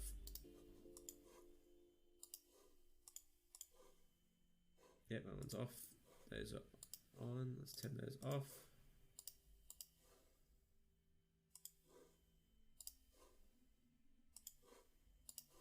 All right, cool. So let's make sure everything is zeroed out. So we don't need to have, now we need to just lock off all the transforms of these objects that we don't want to have any control over.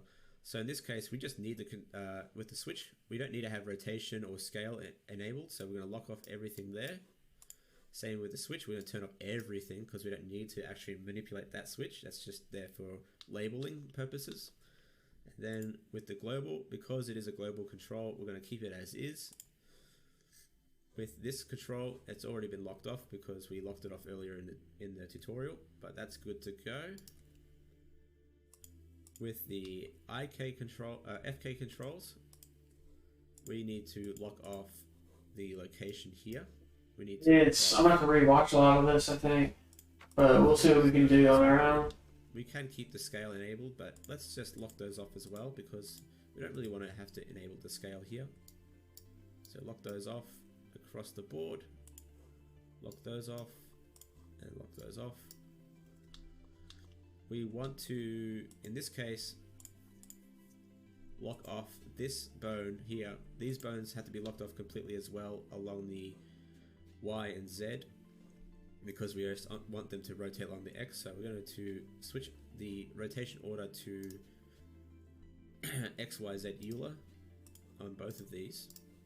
And then we're going to lock off the Y and Z, so that way we can't accidentally rotate along the X. So there we go. There's only one rotation that we can work with now in this one. And that's the same here. With the end joint here, we can kind of keep that free. So I'm just going to keep it to XYZ, but I'm not going to lock off everything here because it's still a wrist joint and we want it to influence everything. So if I turn on the FK here, I kind of want to have that freedom still. So that's all good. With our IK, which is lock off the scale, but everything else should be good to go. And then again with the fingers, let's switch it all to XYZ, XYZ, XYZ, XYZ, and then we're going to lock off Y and Z, lock off Y and Z, lock off Y and Z. And you may be starting to realize why I like to have all my orientation, my primary rotations to be along the X, because it makes organizing all this sort of stuff a lot easier to understand, because suddenly I'm not having to think about, oh, do I have to lock off my Y and X, or, you know, do I have to lock off my Z only? No, I just have to lock off Y and Z, Y and Z, Y and Z, and it all works as planned. So, as you can see, perfectly rotating together along the X. Alright, to finish off, that's pretty much it. We just got to hide these controls in our layers. So just deselect that, and we have officially finished our rig. And as you can see, it's pretty damn good. And we can animate with this really easily now. Everything is as it's meant to be. Everything scales properly, it all rotates properly. Then we have our base control, which rotates everything properly here along the Y. We got rotations on the X. Our fingers all move, and then we got our switch. We can turn on our IK. And here we go, perfectly working rig. So that's all we need to do for this rig. And now if you want to start animating with this thing, go ahead. You're free to do so. Okay, so this is the last video of this series and the last video of this year for me. I'll be overseas for a few weeks. But when we get back, I've got some crazy stuff coming up. So I hope you subscribe, like, and share this video, because next year it's going to be nuts. So until then, catches.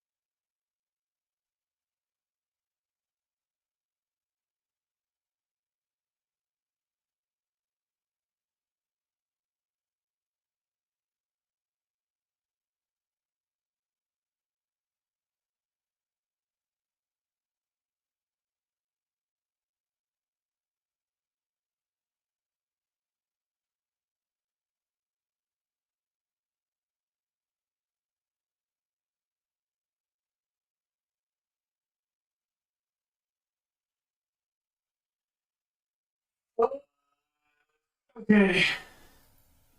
I'm gonna jump off here. How much longer until our... Oh, wait. When did that pop? When did that go? Let's do.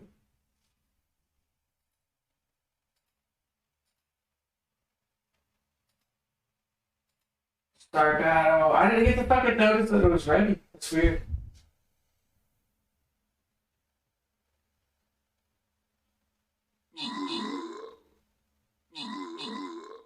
Then after this, I think I'm gonna bounce. Might be back later. I just feel super fucking tired right now. It's weird. I want to take a nap and then maybe clean the house up a bit. Get ready for the week.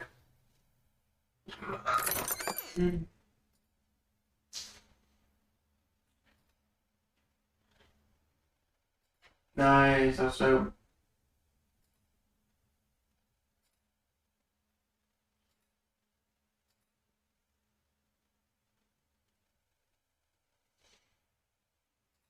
Ooh. Okay.